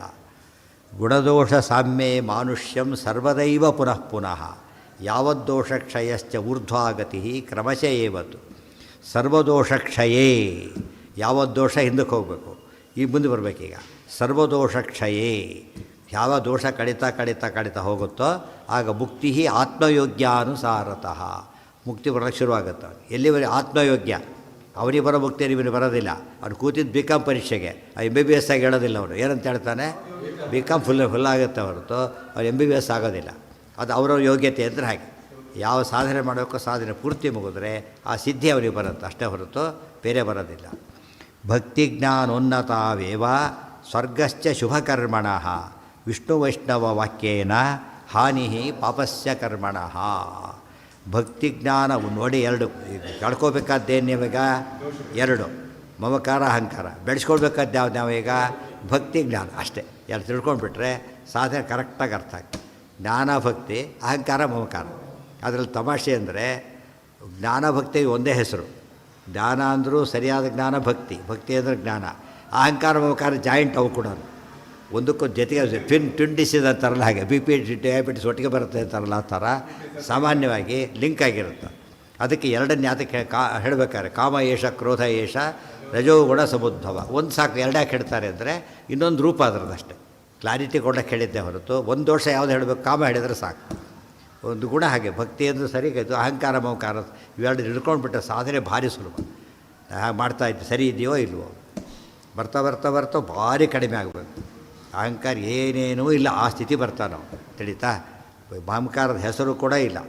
ಅದು ಕೂತಿದ್ದ ಬೆದೆಲಾಯಾಮ್ ಪ್ರದೀಪ್ತಾಯಾಮ್ ನಮೇ ಕಿಂಚನ ದಹ್ಯರಿ, ಆ ರೀತಿ ಕೂತ ಆಗದು ಅಭಿಮಾನ ಪೂರ್ತಿ ಬಿಟ್ಬಿಟ್ಟಿದ್ದ. ಅದು ಹೈಯೆಸ್ಟ್ ಲೆವೆಲ್. ಅದು ಸಣ್ಣ ಪುಟ್ಟದಕ್ಕೆಲ್ಲ ಇದು ಮಾಡೋನಿಗೆ ಏನು ಮಾಡೋಕ್ಕಾಗೋದೇ ಇಲ್ಲ. ಅದಕ್ಕೆ ದೇವ್ರು ಮತ್ತೆ ಮತ್ತೆ ಪ್ರಾಬ್ಲಮ್ ಯಾತಕ್ಕೆ ಕೊಡ್ತಾರೆ ಅಂದರೆ, ನೋಡಿದೆ ಆಗಿಲ್ಲ, ಇನ್ನೂ ಸ್ವಲ್ಪ ಹುಷಾರು, ಇನ್ನೂ ಸ್ವಲ್ಪ ಇಂಪ್ರೂವ್ ಮಾಡೋಕೆ ಅಂತ ಹೇಳ್ತಾರೆ ತಿಳಿತಾ. ಏನೋ ಲೆಕ್ಚರ್ ಹೊಡೆದಾಗ ಒದರಾಡಿಬಿಟ್ಟ, ಸಾಧನೆ ಆಗಿಲ್ಲ, ಸೊ ಅಲ್ಲಿ ನಿನ್ನಲ್ಲೇ ಪ್ರಾಬ್ಲಮ್ ಇತ್ತು, ಅಷ್ಟು ಸರಿ ಮಾಡ್ಕೊ ಅಂತ ಹೇಳುತ್ತೆ ತಿಳಿತಾ. ಅದಕ್ಕೆ ಅವ್ರು ಏನು ಮಾಡಿದ್ರು, ಇದಾರು ಉಳಿದವ್ರು ಆ್ಯಕ್ಚುಲಿ ಬರೀ ಉಗುಳ್ತಾ ಇದ್ದಾರೆ ಪಾಪ. ಬಂದರೆ ಬರೀ ಬಿಟ್ಟಿದ್ರೆ ಸಿಟ್ಟು ಬರುತ್ತೆ, ಬಾಯಲ್ಲಿ ನೀರು ಹಾಕೋರು ಎಷ್ಟು ಸಿಟ್ಟು ಬರ್ಬೋದು. ಆಮೇಲೆ ಹೇಳ್ತಾ ಏನು ಮಾರ ಎಷ್ಟು ಪುಣ್ಯಾತ್ಮ ನೀನೀಗ ಗೊತ್ತಾ, ಎಷ್ಟು ಸ್ನಾನ ಮಾಡಿಸ್ಬಿಟ್ಟಿದೆ. ಆಗ ಆ ಲೆವೆಲ್ ರೀಚ್ ಆಗಿದ್ದರು. ದೇವರದ್ದು ಗೊತ್ತಾಗಿಲ್ಲ, ಆಮೇಲೆ ಹೊಡೆದು ಬಂದಿದ್ದು ದೇವರು. ನಾವೇನು ದೇವರದ್ದು ಗೊತ್ತಾದ ನಾವು ಮಾಡ್ತೀವಿ ಅಂತ ಹೇಳ್ಬೋದು. ಅವ್ರಿಗೂ ಗೊತ್ತಿದ್ದಿಲ್ಲ ಮೊದಲು, ಆ ಸ್ಟೇಜ್ ರೀಚ್ ಆಗಿಬಿಟ್ಟಿದೆ. ದೇವರು ಅನೇಕ ಪರೀಕ್ಷೆಗಳು ಕೊಟ್ಟಾಗೆಲ್ಲ ನಮಗೇನಾಗುತ್ತೆ ನೋಡಬೇಕು, ಎಫೆಕ್ಟ್ ಏನಾಗುತ್ತೆ ನೋಡಬೇಕು. ಉಳಿದವ್ರು ನೋಡ್ಬೇಕು, ನಾವು ನೋಡ್ಕೋಬೇಕು ಫಸ್ಟ್. ಸರಿಯಾದ ರೀತಿಯ ರೆಸ್ಪಾಂಡ್ ಮಾಡಿ ದೇವ್ರ ಇಚ್ಛಾ ಅನ್ನೋ ಭಾವನೆ ಬಂತು ಅಂತ ಕೇಳಿದರೆ ಆಗ ಅವನಿಗೆ ಒಳ್ಳೆ ಪಾಸಿಟಿವ್ ಇದರಲ್ಲಿದ್ದಾನೆ ಅಂತ ಅರ್ಥ. ಅದಿಲ್ಲದೆ ಹೋದರೆ ಎಲ್ಲ 190 ಪಾಲು ಜನ ಸೋಲೋದೇ ಜಾಸ್ತಿ. ಅದು 90 ಅಲ್ಲ 99 ಪಾಲು ಜನ ಸೋತು ಬಿಡ್ತಾರೆ. ಅಲ್ಲಿ ಸಾಧನೆ ಆಗಿಲ್ಲ ಅಂತಲೇ ಅರ್ಥ ಆಗುತ್ತೆ. ಮುಂದೆ ಅದನ್ನು ಓದಿಲ್ಲ ಅದರಿಂದ ನೆಕ್ಸ್ಟ್ ಅದು ಕೊನೆಯ ವಾಕ್ಯ ಇದರಲ್ಲಿ. ಈ ನೆಕ್ಸ್ಟ್ ಮುಗಿತಾ ಉಪದೇಶ ಮುಗಿತಾ ಅಲ್ಲಿಗೆ. ಭಕ್ತಿಜ್ಞಾನ ಉನ್ನತಾವೇವ, ಅದು ಕಡಿಮೆ ಆಗಬೇಕು, ಜಾಸ್ತಿ ಆಗ್ತಾ ಹೋಗಬೇಕು. ಸ್ವರ್ಗಶ್ಚ ಶುಭಕರ್ಮಣಃ, ಆಗ ಒಂದು ಸಮಸ್ಯೆ ಇದೆ, ಇನ್ನೂ ಪೂರ್ತಿ ಜ್ಞಾನ ಪಕ್ವವಾಗಿಲ್ಲ, ಒಳ್ಳೆ ಕೆಲಸ ಬೇಕಾಷ್ಟು ಮಾಡಿಬಿಟ್ಟಿದ್ದಾರೆ. ಆಗ ಸ್ವರ್ಗಕ್ಕೆ ಹೋಗ್ತಾರಷ್ಟೇ, ಮೋಕ್ಷಕ್ಕೆ ಹೋಗೋದಿಲ್ಲ. 100% ಹೋದ್ರೆ ಮಾತ್ರ ಮೋಕ್ಷ. ಸ್ವಲ್ಪ ಹಿಡಿದ್ರು ಕೂಡ ಮೋಕ್ಷಕ್ಕಿಲ್ಲ, ಚೂರು ಬಾಕಿ ಇದ್ದರೂ ಅವ್ರು ಆಗೋದಿಲ್ಲ. ಒಂದು ಸಬ್ಜೆಕ್ಟ್ ಇದೆ ಹುಡುಗರು 100ಕ್ಕೆ 100 ಎಲ್ಲ 100 ಔಟ್ ಆಫ್ 100, ಒಂದರಲ್ಲಿ ಫೇಲ್ ಅಷ್ಟೆ. ಆಗ ಅವನು ಕೋರ್ಸ್ ಹೀಗೆಲ್ಲ ಹಿಂದೆಲ್ಲ ಇದೇ ಇಲ್ಲ, ಎಟಿಕೆಟಿ ಬರಲೇ ಇಲ್ಲ ಮೊದಲೆಲ್ಲ. ಆಮೇಲೆ ಶುರುವಾಯ್ತು ಅವೆಲ್ಲ. ಆಮೇಲೆ ಅದೇ ಜಾಸ್ತಿ ಆಗೋಯ್ತು, ಕೊನೆ ವರ್ಷಕ್ಕೆಲ್ಲ ಇಟ್ಕೊಂಡ್ಬಿಟ್ಟಿರ್ತಾರೆ. ಹಾಂ, ಯಾರಿಗೆ ಕರೆಕ್ಟ್ ಮಾಡಿಕೊಂಡೇ ಹೋಗಬೇಕು, ಆಗೋದಿಲ್ಲ ಅಂದರೆ ಹೋಗೋದಿಲ್ಲ ಅಂತ ಅರ್ಥ. ಹಾಂ, ಇಲ್ಲದ್ರೆ ಕೊಡ್ತಾರೆ ಯಾಕೆ ಪರಮಾತ್ಮ, ಇದ್ದೇ ಇದೆ, ಅದು ಉಪಯೋಗಿಸ್ಕೊಳ್ಳೇಬೇಕು. ಒಟ್ಟು ದೇವ್ರ ಮೇಲೆ ಭಾರ ಆಗ್ಬೋದು, ಬೇರೆ ನೀನು ಮಾಡಿಸು, ಅವಾಗ ಆಗುತ್ತೆ. ನಾನು ಮಾಡ್ತೀನಿ ಮತ್ತೆ ಆಗಲ್ಲ, ಅದು ಅಹಂಕಾರನೇ ಶುರು ಹೋಗುತ್ತೆ. ಹಾಂ ಹಾಂ, ಅಲ್ಲೆಲ್ಲಿ ಮತ್ತೆ ಬರಬೇಕು, ಹುಟ್ಟು ಬರಲೇಬೇಕು, ಅಲ್ಲಿ ಸಾಧ್ಯ ಮಾಡ್ಲಿಕ್ಕೆ ಬರೋಲ್ಲ. ಈ ಆಫೀಸ್ ಕೆಲಸ ಸಿಕ್ಕ ಮೇಲೆ ಬೋರ್ಲಿಕ್ಕೆ ಬರುತ್ತಾ ಅಲ್ಲಿ? ಆಫೀಸ್ ಕೆಲಸಕ್ಕೆ ಸೇರಿ ಆಯ್ತಪ್ಪ, BA ಕೆಲಸಕ್ಕೆ ಸೇರಿಬಿಟ್ಟಿದ್ದೀರಿ ಈಗ, ಗೊತ್ತಾಯ್ತಾ? ಅದು ಕಾಲೇಜ್ ಅಲ್ಲ, ಅದು ಆಫೀಸ್ ಅಷ್ಟೇ. ಬೇರೆ ಕಡೆ ಮಾಡ್ಕೊಳ್ಳೋ ಕೆಲವು ಚಾನ್ಸ್ಗಳು ಕೆಲವು ಕೊಡೋದೇ ಇಲ್ಲ. ಫುಲ್ ಟೈಮ್ ಕೆಲಸಕ್ಕೆ ಕೊಡೋದಿಲ್ಲ, ಪಾರ್ಟ್ ಟೈಮಿಗೆ ಕೊಡ್ತಾರೆ, ಫುಲ್ ಟೈಮಿಗೆ ಕೊಡೋದೇ ಇಲ್ಲ. ಬಿಟ್ಟು ರಿಸೈನ್ ಮಾಡ್ಕೊಂಬರ್ಬೇಕು ಹೊರತು ಶಾಲಾ ಕಾಲೇಜ್ ಅಲ್ಲ. ಶಾಲಾ ಕಾಲೇಜ್ ಅಂದರೆ ಭೂಲೋಕನೇ, ಆ ಸಾಧನ ಭೂಮಿ ಇದು. ಅದು ರಿಸಲ್ಟಲ್ಲಿ ಸಿಗೋದ್ರಿಂದ ಅಲ್ಲಿ ಸಾಧನೆ ಮಾಡೋಕ್ಕೆ ಅವಕಾಶ. ಮೊದಲು ಕೆಲಸ ಕೊಟ್ಬಿಡಿ, ಆಮೇಲೆ ಓದ್ಕೊಂಬರ್ತೀನಿ ಅಂದರೆ ಕೆಲಸ ಕೊಟ್ಬಿಡಿ ಆಮೇಲೆ ಓದ್ಕೊಂಬರ್ತೀವಿ ಅಂತ, ಓದ್ಕೊಬೇಕು ಕೆಲಸ ಕೊಡ್ತೀವಿ ಅಂತಾರೆ ಹೊರತು ಕೊಡೋದಿಲ್ಲ. ಸಾಧನೆ ಮುಗಿಸ್ಕೊಂಡು ಬರಬೇಕು ಅವನು ಫಸ್ಟು. ಡಾಕ್ಟ್ರ್ ಕೋರ್ಸ್ ಆದಮೇಲೆ ಅಪ್ಲಿಕೇಶನ್ ಕೊಡೋದಲ್ಲ, ಅಪ್ಲಿಕೇಶನ್ ಎಲಿಜಿಬಿಲಿಟಿ ಕೂಡ ಬರೋದಿಲ್ಲ ಅವನಿಗೆ. ಅಪ್ಲೈ ಮಾಡೋದಕ್ಕೆ ಎಲಿಜಿಬಿಲಿಟಿ ಬರಲಿಕ್ಕೂ ಏನಾಗಿರ್ಬೇಕು, ಅವನು ಕೋರ್ಸ್ ಕಂಪ್ಲೀಟ್ ಆಗಿರಬೇಕು. ಹಾಂ ಹಾಂ ಹೌದು ಹೌದು ಹೌದು ಆಗದ ಅದು ಸ್ವರ್ಗದ ಟಾರ್ಗೆಟ್ ಇಟ್ಕೊಂಡ್ರೆ ಪದೀತ ಆಗ್ತು. ಸ್ವರ್ಗದ ಟಾರ್ಗೆಟ್ ಇಟ್ಕೊಳ್ಳೇಬಾರ್ದು, ಗೊತ್ತಾಯ್ತಾ? ಬೇಡ, ಅದು ಬಂದರೆ ಬೇಡ ಅಂತಾರೋ. ಇನ್ನೂ ಜ್ಞಾನಿಗಳಿದ್ದಾರೆ, ಅವ್ರು ಮೋಕ್ಷ ಕೊಡ್ತೀವಿ ಹೋದರೂ ಬೇಡ ಅಂತಾರುತ್ತೆ. ಸದ್ಯಕ್ಕೆ ಬೇಡದವರೆಗೆ ಇನ್ನೂ ಮಾಡ್ಕೊಂಬರ್ತೀನಿ ಸಾಧನೆ. ಯಾಕೆ ಇನ್ನೂ ಪೂರ್ಣಾನಂದ ಬರುತ್ತೆ. ಅಲ್ಲಿ ಮಾಡೋಕ್ಕೆ ಬರಲ್ಲ, ಮುಕ್ತಿಗೆ ಹೋಗಿ ಸಾಧನೆ ಮಾಡೋಕ್ಕೆ ಬರಲ್ಲಲ್ಲ. ಆದ್ದರಿಂದನೇ ಇನ್ನೂ ಸಾಧನೆ ಆಗಬೇಕು. ಎಷ್ಟೋ ದೇವತೆಗಳು ಮುಕ್ತಿ ರೀ, ಅವರು ಮುಕ್ತಿಗೆ ಹೋಗಿ ಎಲಿಜಿಬಿಲಿಟಿ ಬಂದೋಗ್ಬಿಟ್ಟಿದೆ. ದೇವತೆಗಳು ಎಲ್ಲರೂ ಕೂಡ ಯಾರೋ ಅವರು ಅಪ್ರೋಚ್ ಜ್ಞಾನಿಗಳೇ, ಅವ್ರು ಯಾರೂ ಇಲ್ಲಿ ಇರಬೇಕಾಗಿಲ್ಲ, ಗೊತ್ತಾಯ್ತಾ? ಹಾಂ, ಅದು ಮೋಕ್ಷ ಡಿಕ್ಲೈನ್ ಮಾಡ್ತೀವಿ. ಈಗಲೇ ಬೇಡ ನಮಗೆ ಮೋಕ್ಷ, ಈಗಲೇ ಬೇಡ ಮೋಕ್ಷ, ಸ್ವಲ್ಪ ನಿಧಾನ ಬರ್ತೀವಿ. ಕೆಲವರು ಇರ್ತಾರೆ ಅಡುಗೆಲ್ಲ ಆದಮೇಲೆ ಬಡಿಸಿ ಅಂತಾರಲ್ಲ, ಹಾಗೆ ಕೆಲವರು ಅರ್ಜೆಂಟ್ಗೆ ಆಫೀಸ್ಗೆ ಹೋಗ್ತಾರೆ, ಬೆಳಿಗ್ಗೆ 6 ಗಂಟೆಗೆ ಊಟ ಮಾಡ್ಕೊಂಡು ಹೋಗಿಬಿಡ್ತಾರೆ. ಎಲ್ಲ ಅಡುಗೆ ಆಗಿರೋದಿಲ್ಲ, ನೀವೇ ಏನು ಹೇಳೋದಿಲ್ಲ, ಆಮೇಲೆ ಬರ್ತೀರಿ ಅನ್ನುತ್ತಾರೆ. ಯಾತಕ್ಕೆ? ಫುಲ್ಲಾಗಿರಲಿ, ಎಲ್ಲ ಫುಲ್ಲಾಗಿರಲಿ, ಅವಾಗ ಬರ್ತೀವಿ ಅಂತ ಹೇಳ್ತಾರೆ. ಇವ್ರಿಗೆ ನಿರ್ವಾಹ ಎಲ್ಲ ಮಾಡ್ಕೊಂಡೋದ್ರು, ಅವ್ರಿಗೆ ಯಾಕೆ ಬರಲಿ, ಎಲ್ಲ ಆದಮೇಲೆ ಬರ್ತೀರಿ ಅಂತ. ಅದು ನ್ಯಾಚುರಲ್ ಅದು. ಅವ್ರು ಹೇಳ್ತಾರೆ ಈಗಾದರೆ ಇಷ್ಟೇ, ಆಮೇಲೆ ಆದರೆ ಅಷ್ಟೇ ಇರುತ್ತೆ ಅಂದರೆ ಆಮೇಲೆ ಬರ್ತೀನಿ ಅಂತ. ಚೌಕಿಗೆ ಯಾಕೆ ಕಾಯ್ತಾರೆ? ಆ ರೀತಿ. ವಿಷ್ಣು ವೈಷ್ಣವ ವಾಕ್ಯೇನ ಹಾನಿ ಪಾಪಸ್ಯ ಕರ್ಮಣ, ಇದು ಕೊನೆಯ ಮಾತು ಉಪದೇಶದಲ್ಲಿ. ಈ ಪಾಪಕರ್ಮ ಮಾಡಿಕೊಂಡೆ ಪ್ರಾಯಶ್ಚಿತ್ತ ಮಾಡ್ಕೋಬೇಕೀಗ. ಪ್ರಾಯಶ್ಚಿತ್ತ ಎಲ್ಲ ಮಾಡ್ಕೊಳ್ಳೇಬೇಕು. ಪ್ರತಿಯೊಂದು ಪಾಪಕ್ಕೂ ಪ್ರಾಯಶ್ಚಿತ್ತ ಅಂತಿದೆ. ಆದರೆ ಅದು ಬರೀ ಮಾಡ್ಕೊಂಡು ಮಾತ್ರ ಹೋದು ಅಂತ ಹೇಳೋಕ್ಕೆ ತಿಳ್ಕೊಬಾರ್ದು. ವಿಷ್ಣು ವೈಷ್ಣವ ವಾಕ್ಯೇನ ಸಂಬಂಧಪಟ್ಟು ಲೋನ್ ಕಿಟ್ಬಿಟ್ಟ ಹೇಳ್ತಾರವರು, ಫುಲ್ಲಿ ಕ್ಲಿಯರ್ಡ್ ಅಂತ ಕ್ಲಿಯರೆನ್ಸ್ ಸರ್ಟಿಫಿಕೇಟ್ ಕೊಡ್ತಾರೆ. ಕೊಡೋವರೆಗೂ ಏನದು ಇನ್ನೂ ಸ್ವಲ್ಪ ಪ್ರಾಬ್ಲಮ್ ಇದೆ ಅಂತಲೇ ಅರ್ಥ. ಅದು ತೋರಿಸ್ತಾರೆ, ಲೋನ್ ತೀರಿದೆ, ಡಾಕ್ಯುಮೆಂಟ್ ನಾವು ಕೊಟ್ಟಿದ್ದು ತೋರಿಸ್ತಾನೆ ಅವನು. ಬಟ್ ಅವರಿಂದ ಬಂದಿದೆಯಾ? ಬರಬೇಕು, ಅದು ಬರೋವರೆಗೂ ಪೂರ್ತಿ ಆಗೋದಿಲ್ಲ. ಅದು ಲೋಕದ ಲೆಕ್ಕ. ಅಲ್ಲಂತೂ ವಿಷ್ಣು ವೈಷ್ಣವ ವಾಕ್ಯೇನ ದೇವ್ರು ಹೇಳಬೇಕು, ದೇವರು ಭಕ್ತರು ಹೇಳಬೇಕು. ಲೋನ್ ಇಲ್ಲ ಅಂತೇಳಿ ಯಾರು ಪಕ್ಕದ ಮನೆಯವ್ರು ಹೇಳಿದ್ರೆ ಲೋನ್ ಇಲ್ಲ ಅಂತ ಆಗಲ್ಲ. ಯಾರು ಹೇಳಬೇಕಾದ್ರೆ ಕಾಂಪಿಟೆಂಟ್ ಅಥಾರಿಟಿ ಹೇಳಬೇಕು. ವೈಷ್ಣವರು ಕಾಂಪಿಟೆಂಟ್ ಅಥಾರಿಟಿ ಅವ್ರು ಹೇಳಬೇಕು, ನಿನ್ನ ಪಾಪ ಹೋಗಿದೆ. ಶ್ರೀಪಾದರಾಜರ ಕಥೆ ಹೇಳ್ತಾರಲ್ಲ, ಅವ್ನು ಬಂದ ಬ್ರಹ್ಮತ್ಯ ಬಂತು ಅಂಥೇಳಿ, ಅದು ಮರ ತಾರು ಅಂದರು, ಹತ್ತೆ ಹೊರಟೆ ಬಿಟ್ಟು ಹಾರ್ಲಕ್ಕೋಸ್ಕರ ಕೆಳಗೆ ಹಿಡಿದು ನಿನ್ನ ಪಾಪ ಹೋಗಿದೆ ಅಂತೇಳಿ ತೋರಿಸಿದ್ರು. ರಂಪವತಕ್ಕೆ ಹಾಕಿದ್ರು, ತೋರಿಸಿದ್ರು. ಆಮೇಲೆ ಪ್ರೂವ್ ಮಾಡಿದ್ದಾರೆ ಅದನ್ನು. ಯಾಕೆ ವೈಷ್ಣವರ ಪ್ರೂವ್ ಮಾಡಿ ತೋರಿಸ್ತಾರೆ ಅದು. ಅವ್ರು ಡಿಕ್ಲೇರ್ ಮಾಡ್ಬೇಕಾದ್ರೆ ಅವರೇನೆ ಇವನು ನಿರಪರಾಧಿ ಅಂತ ಇವನು ಅಂದ್ಕೊಂಡ್ರೆ ಸಾಲದು, ಕೋರ್ಟ್ ಹೇಳ್ತದೆ ಇವನು ನಿರಪರಾಧಿ, ಅಲ್ಲಿ ಮುಗೀತು. ಆರೋಪಿ ಅಂತ ಆದವನನ್ನು ಅಲ್ಲ ಅಂತ ತೀರ್ಮಾನ ಮಾಡಬೇಕಾದ್ರೆ ಇಲ್ಲ ಆರೋಪ ಮಾಡಿದವನು ಹೇಳಬೇಕು, ಆರೋಪ ಮಾಡಿದವನು ಹೇಳಬೇಕು, ಇಲ್ಲ ನ್ಯಾಯಾಲಯ ಹೇಳಬೇಕು. ಇವತ್ತಿಬ್ಬರು ಇಲ್ಲ ತಾನೇ ಅಂದ್ಕೊಂಡ್ರೂ ಉಪಯೋಗ ಇಲ್ಲ, ಯಾರು ಫ್ರೆಂಡ್ಸ್ ಹೇಳಿದ್ರು ಪ್ರಯೋಜನ ಇಲ್ಲ, ಅವರೇ ಆಗಬೇಕು. ಅದು ವಿಷ್ಣು ವೈಷ್ಣವ ವಾಕ್ಯೇನ ಹಾನಿ ಪಾಪಸ್ಯ ಕರ್ಮ. ಅದು ಇನ್ನೊಂದು ಅರ್ಥ ಅದಕ್ಕೆ. ಯಾವುದೋ ಪಾಪ ಅಂತ ತಿಳ್ಕೊಂಡಿದ್ದಾನೆ, ಅವ್ರು ಹೇಳ್ತಾರೆ ಬಿಡ ಪಾಪ ಅಲ್ಲ ಅಂತ ಹೇಳ್ಬಿಟ್ಟು ಮುಗೀತಷ್ಟು. ಮತ್ತೆ ತಲೆ ಕೆಡಿಸ್ಕೋಬಾರ್ದು. ಆಮೇಲೆ ಮತ್ತೆ ಕೆಲವರು ಧರ್ಮರಾಜ ಮಾಡಿದ್ದು ಅದೇನೆ, ಹೇಳು ಪಾಪ ಅಲ್ಲ ಅಂದರೆ ಯೋಚನೆ ಮಾಡ್ದ, ಅಲ್ಲಿ ಯೋಚನೆ ಮಾಡಬಾರ್ದಾಗಿತ್ತು. ಯಾಕೆ ವಿಷ್ಣು ಇಬ್ಬರು ಹೇಳಿಬಿಟ್ರೆ, ವಿಷ್ಣು ಕೃಷ್ಣ, ವೈಷ್ಣವ ಭೀಮಸೇನ ಇಬ್ಬರು ಹೇಳಿದ್ರು ಡೌಟ್ ಬಂತು ಅಂದರೆ ಆಗದು ಅದೇ ಪಾಪ ಆಯಿತು. ಪಾಪ ಇಲ್ಲ ಅಂತ ಅವ್ರು ಹೇಳಿದೆ. ಕೆಲವು ಪಿಸನಿತಾರ ಅಂತಾರೆ, ಏನೇ ಮಾಡಿದರೂ ಬಯಲಿಗೆ ಆಗಿದೆ ಅಂತ ಹೋಗ್ತಾರೆ, ಸಿಂಡ್ರೋಮ್ ಅಂತಾರೆ. ಅದು ಗೊತ್ತಾಯ್ತಾ? ಹೋಗೋದೇ ಬಿಡೋದಿಲ್ಲ. ಸ್ನಾನ ಮಾಡಿದ್ದು ಬಟ್ಟೆ ಒಗೆದಿದ್ದೆ. ಯಾಕೆ ತಲೆ ಕೂತ್ಬಿಟ್ಟಿದೆ ಅವ್ರಿಗೆ, ಅದು ಡಿಫೆಕ್ಟ್. ಅದು ಸ್ನಾನನೇ ಮಾಡ್ತಾ ಇರೋದು ಎಷ್ಟು ತಪ್ಪು, ಸುಮ್ಮನೆ ಮಾಡ್ತಾ ಇರೋದು ಅಷ್ಟೇ ಅಪರಾಧ, ವಿನಾಕಾರಣ. ಹಾಗೆ ಮಾಡಬಾರ್ದು. ಕೆಲವರು ಹಾಗಿರ್ತಾರೆ, ಮಾಡ್ಕೋಬಾರ್ದು. ಮಾತಿನಿಂದ, ಅವ್ರ ಮಾತುಗಳಿಂದ ಎರಡರ್ಥ. ವಿಷ್ಣು ವೈಷ್ಣವ ವಾಕ್ಯರ ಬದುಕು. ಒಂದು ವಾಕ್ಯಗಳು, ಗ್ರಂಥಗಳು. ವಾಕ್ಯ ಅಂದರೆ ಮಾತಾಡೋದು, ಎರಡೂ ಆಗ್ಬೋದು. ದೇವ್ರು ಬಂದು ನಮಗೇನೆ ಹೇಳೋದಿಲ್ಲ, ಬಂದು ಗ್ರಂಥ ಓದಿದ್ರೆ ಸಾಕು. ಅದಲ್ಲ, ಅವರು ಸುಮ್ಮನೆ ಆಶೀರ್ವಾದ ಹಾಗೆಲ್ಲ ಮಾಡೋದೇ ಇಲ್ಲ, ಗೊತ್ತಾಯ್ತಾ? ನೋಡ್ತಾರೆ. ಕೆಲವ್ರು ಏನು ಮಾಡಿದ್ರು, ಸ್ನಾನಕ್ಕೆ ಹೋಗ್ಲಕ್ಕೆ ಹೊಡಿದ್ರು, ಏನಾಯ್ತು ಇದ್ಬಿಟ್ಟು, ಅಯ್ಯೋ ಅದು ಮಡಿದೆ ಅಂದರು, ಮುಗಿದೋಯ್ತು ಅಲ್ಲಿ. ಅದು ಮಡಿದೆ, ಯೋಚನೆ ಸ್ನಾನಕ್ಕೆ ಹೋಗಿ ಮಡಿದೆ, ಮುಗಿತು. ಅವ್ರು ಗೊತ್ತಿರೋಣ ಅವರು, ಅಲ್ಲಿ ಮುಗೀತು. ಕೆಲವ್ರು ಏನು ಮಾಡ್ತಾರೆ, ಆದರೂ ಅಂತ ಹೋಗ್ತಾರೆ, ಅದು ಉಪಯೋಗ ಇಲ್ಲ. ಅಲ್ಲ, ಅವ್ರು ಹೇಳಿ ಆಗಿದೆ ಪಾಪ, ನಾನೇ ಇಟ್ಟಿದ್ದು ಬಡಿ ಇದ್ದೆ ಅಂತೇಳಿ ಹೋದಾದರೆ ಇವರು ಬಯಲಿಗೆ ಎತ್ತಾಗತ್ತಾಗ. ಒಂದು ಸ್ಟೇಜಲ್ಲಿ ನಾವು ಕಟ್ ಮಾಡಲೇಬೇಕಲ್ಲ, ಟೂ ಮಚ್ ಮಾಡಬಾರ್ದು. ಅದು ಇವರು ಬಯಲಿಗೆ ಆಯಿತು, ಸಿಟ್ಟು ಬರುತ್ತೆ ಅವರಿಗೆ, ಬೆಳೆದೆ ಬರ ಎಲ್ಲೂ ಹೋಗಿ ಎಲ್ಲ ನನ್ನ ಬಯಲಿಗೆ ಎತ್ತಿಲ್ಲ ಅಂತೇಳಿ ಹಾಗೆ ಮಾಡಬಾರ್ದು. ಅದು ನಿಜವಾದ ಪಾಪ ಇದಲ್ಲ, ಅದು ನಿಜವಾದ ಪಾಪ ಆಗಿಬಿಡೋದು. ಯಾರು ಸರಿಯಾಗಿ ಹೇಳ್ತಾರೆ, ಕೋರ್ಟ್ ಕಂಟೆಂಪ್ಟ್ ಆಫ್ ಕೋರ್ಟ್ ಅಂತೀವಲ್ಲ, ಆ ಥರ ದೊಡ್ಡವ್ರ ಮಾತನ್ನು ಕೇಳದೆ ಹೋಗಿ ದೊಡ್ಡ ಅಪರಾಧ ಆಯ್ತದೆ. ಎಂದು ಆ ತಪ್ಪು ಮಾಡಬಾರ್ದು. ಏನೋ ಆಚಾರ್ಯ, ಒಂದು ಪ್ರಶ್ನೆ ಬಂದಿದೆ. ಕ್ಷೀಣೆ ಪುಣ್ಯ ಮರ್ತ್ಯಲೋಕಂ ವಿಶಂತಿ, ಅದು ಸ್ವರ್ಗಕ್ಕೆ. ಆ ಸ್ವರ್ಗಕ್ಕೆ. ಆದರೆ ಪೂರ್ತಿ ಝೀರೋ ಆದಮೇಲೆ ವಾಪಸ್ ಬರ್ತಾನೆ, ಏನು ಪುಣ್ಯನೇ ಇಲ್ಲ. ಜೀರೋ ಅಲ್ಲ, ಸ್ವರ್ಗಕ್ಕೆ ಇರೋಷ್ಟಿತ್ತು. ಈ ಟಿಕೆಟ್ ಇದೆಯಪ್ಪ, ದುಡ್ಡಿದೆ ಅವನಲ್ಲಿ, ಟಿಕೆಟ್ ಇಲ್ಲ, ಈಗ ಕೊಡೋದಿಲ್ಲ, ಈಗ ಮುಗಿತಲ್ಲಿಗೆ. ಎಲ್ಲಿ ರಿಸರ್ವೇಷನ್, ಇನ್ನೊಬ್ಬರ ರಿಸರ್ವೇಷನ್ ಆಗಿಬಿಟ್ಟಿದೆ ಅಲ್ಲಿಗೆ, ದುಡ್ಡಿದೆ, ಎಲ್ಲ ಇದೆ, ಕೊಡೋದಿಲ್ಲ. ಮತ್ತೆ ಹುಟ್ಟು ಬರ್ತಾನಲ್ಲ, ಅವಾಗ ಪುಣ್ಯ ಶೇಷ ಇರುತ್ತಾ? ಟಿಕೆಟ್ ಮುಗೀತು, ಹೇಗೋ ಟಿಕೆಟ್ ಮುಗೀತು ಅಂದರೆ ದುಡ್ಡು ಮುಗೀತು ಅಂತಲ್ಲ, ಆ ಜರ್ನಿ ಟಿಕೆಟ್ ಮುಗೀತು ಅಷ್ಟೆ. ಆ ಸ್ವರ್ಗಕ್ಕೆ ಹೋಗೋ ಅವಧಿ ಮುಗಿದೋಯ್ತು, ವಾಪಸ್ ಬರಲೇಬೇಕು. ಹೋಗಿ ಹೋದರೆ ತಡ್ತಾರೆ, ತಲೆ ಕೆಳಗೆ ತಪ್ತಾರೆ ಅಂತ ಹೇಳ್ತಾರೆ. ಅವ್ರಿಗೆ ಗೊತ್ತಿರ್ತದೆ, ಅವ್ರಿಗೆ ಗೊತ್ತೇ. ಅವ್ರು ನಾವು ಅವ್ರು ಹೇಳ್ತಾ ಇರ್ತಾರೆ, ನಾನು ಗೊತ್ತಿಲ್ಲ ಅಂತಲೇ ಹೇಳ್ತಾರೆ. ಹೇಳಿದರೆ ಗೊತ್ತಿದೆ ಅಂತ ಅರ್ಥ. ಇಲ್ಲಿ ನೋಡಪ್ಪ ಇದು ಮೈಲಿಗೆ ಅಲ್ಲ ಅಂತ ಯಾರು ಹೇಳ್ತಾರೆ? ಗೊತ್ತಿರೋ ಉದಾಹರಣೆ ಯಾಕೆ ಹೇಳ್ತಾರೆ? ಸ್ವರೂಪ ಗೊತ್ತಿರಬೇಕಾಗಿಲ್ಲ, ಅದು ಮಡಿ ಸ್ವರೂಪ ಗೊತ್ತಿರೋ ಸಾಕು. ಅವ್ರ ಸ್ವರೂಪ ಅವ್ನ ಸ್ವರೂಪ ಬೇಡ, ಮಡಿ ಸ್ವರೂಪ ಗೊತ್ತಿದ್ರೆ ಸಾಕಷ್ಟೆ. ಅರ್ಥ ಆಯ್ತಾ? ಅದು ಸರಿ.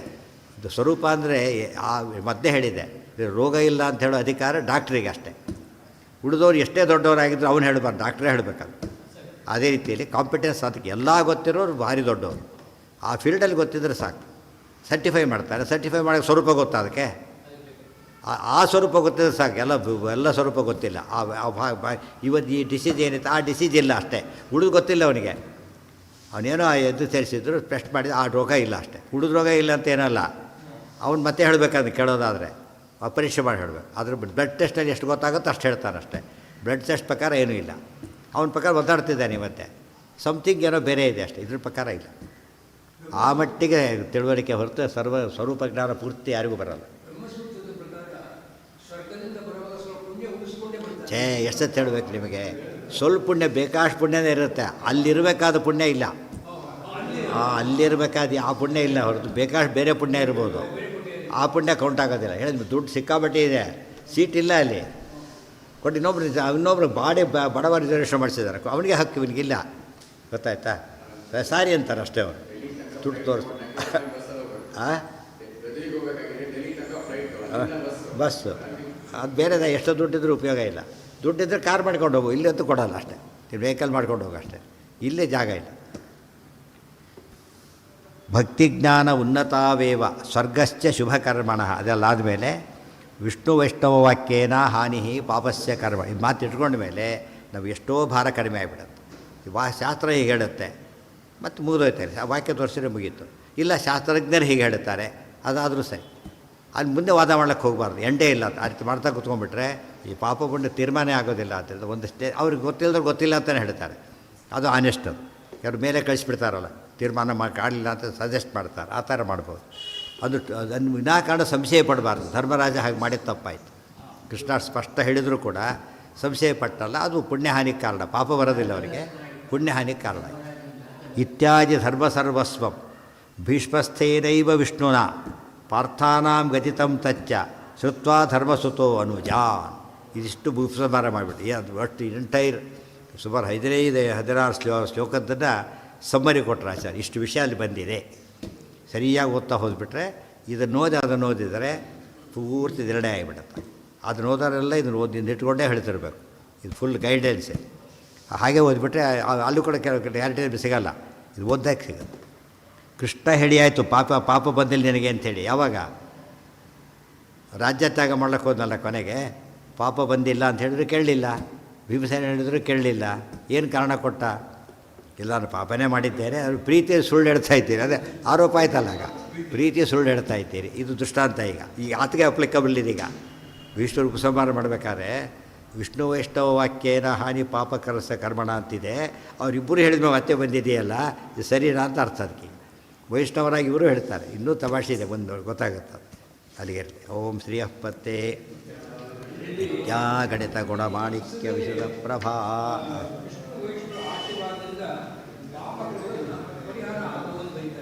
ಅದು ಅಲ್ಲ, ಅದು ಹೇಳಿ ಅದಕ್ಕೆ ಆ ವಾಕ್ಯಕ್ಕೆ ಎಷ್ಟು ಅರ್ಥ ಇದೆ ಹೇಳಿದ್ದೀರ. ಆ ವಾಕ್ಯಕ್ಕೆ ಎಷ್ಟು ಅರ್ಥ ಇದೆ. ವಿಷ್ಣು ವಾಕ್ಯ, ವಿಷ್ಣು ವೈಷ್ಣವ ವಾಕ್ಯ. ವಿಷ್ಣುವಿನ ಬರೆದಿರೋದು ಹೇಳೋದು, ವೈಷ್ಣವರು ಹೇಳಿದರೂ ಆಯಿತು. ಕೆಲವರು ಕಾಂಪಿಟೆಂಟ್ ಅಥಾರಿಟಿ. ನಮಗೆಲ್ಲ ಒಂದು ಚೀಫ್ ಮಿನಿಸ್ಟರ್ ಹೇಳಬೇಕಾಗಿಲ್ಲ, ಸಂಬಂಧಪಟ್ಟ ಆಫೀಸರ್ ಕ್ಲರ್ಕ್ ಹೇಳಿದರೂ ಸಾಕು. ಗೊತ್ತಾಯ್ತಾ? ಇಲ್ಲಿದೆ ನೋಡಿ ಅಂತ ತೋರಿಸ್ತಾರೆ, ಇಲ್ಲಿದೆ ನೋಡಿ ಅಂದರೆ ಮುಗೀತು ಅಷ್ಟೇ ವಾಕ್ಯ. ವಿಷ್ಣು ವೈಷ್ಣವ ವಾಕ್ಯ ಅಲ್ಲೇನು ಅದು ಅವರೇ ಬಂದು ಹೇಳಬೇಕಾಗಿಲ್ಲ. ಅವರೇ ಕೆಲಸ ಓರಲ್ ಇನ್ಸ್ಟ್ರಕ್ಷನ್ ಕೊಡ್ತಾರೆ, ಅವನ್ನ ಅರೆಸ್ಟ್ ಮಾಡು ಅಂತ ಹೇಳ್ತಾರೆ. ಲೆಟ್ರ್ ಹೋಗಿ ಎಲ್ಲ ಮಾಡೋಕ್ಕಾಗಲ್ಲ, ಟೈಪ್ ಮಾಡಿ ಕಳಿಸೋತಿ ಎಸ್ಕೇಪ್ ಆಗಿರ್ತಾನೆ. ಗೊತ್ತಾಯ್ತಾ? ಅಲ್ಲಿ ಹೋಗ್ತಿದ್ದಾನೆ ಹಿಡ್ಕೊಂಬ ಅಂತ ಹೇಳ್ತಾರೆ. ವಾಕ್ಯ ಸಾಕಾಗ. ಕೆಲವೊಂದು ಮಾಡ್ಬೇಕಾದ್ರೆ ಆರ್ಡರೇ ಕೈಲಿ ಬೇಕು. ಓ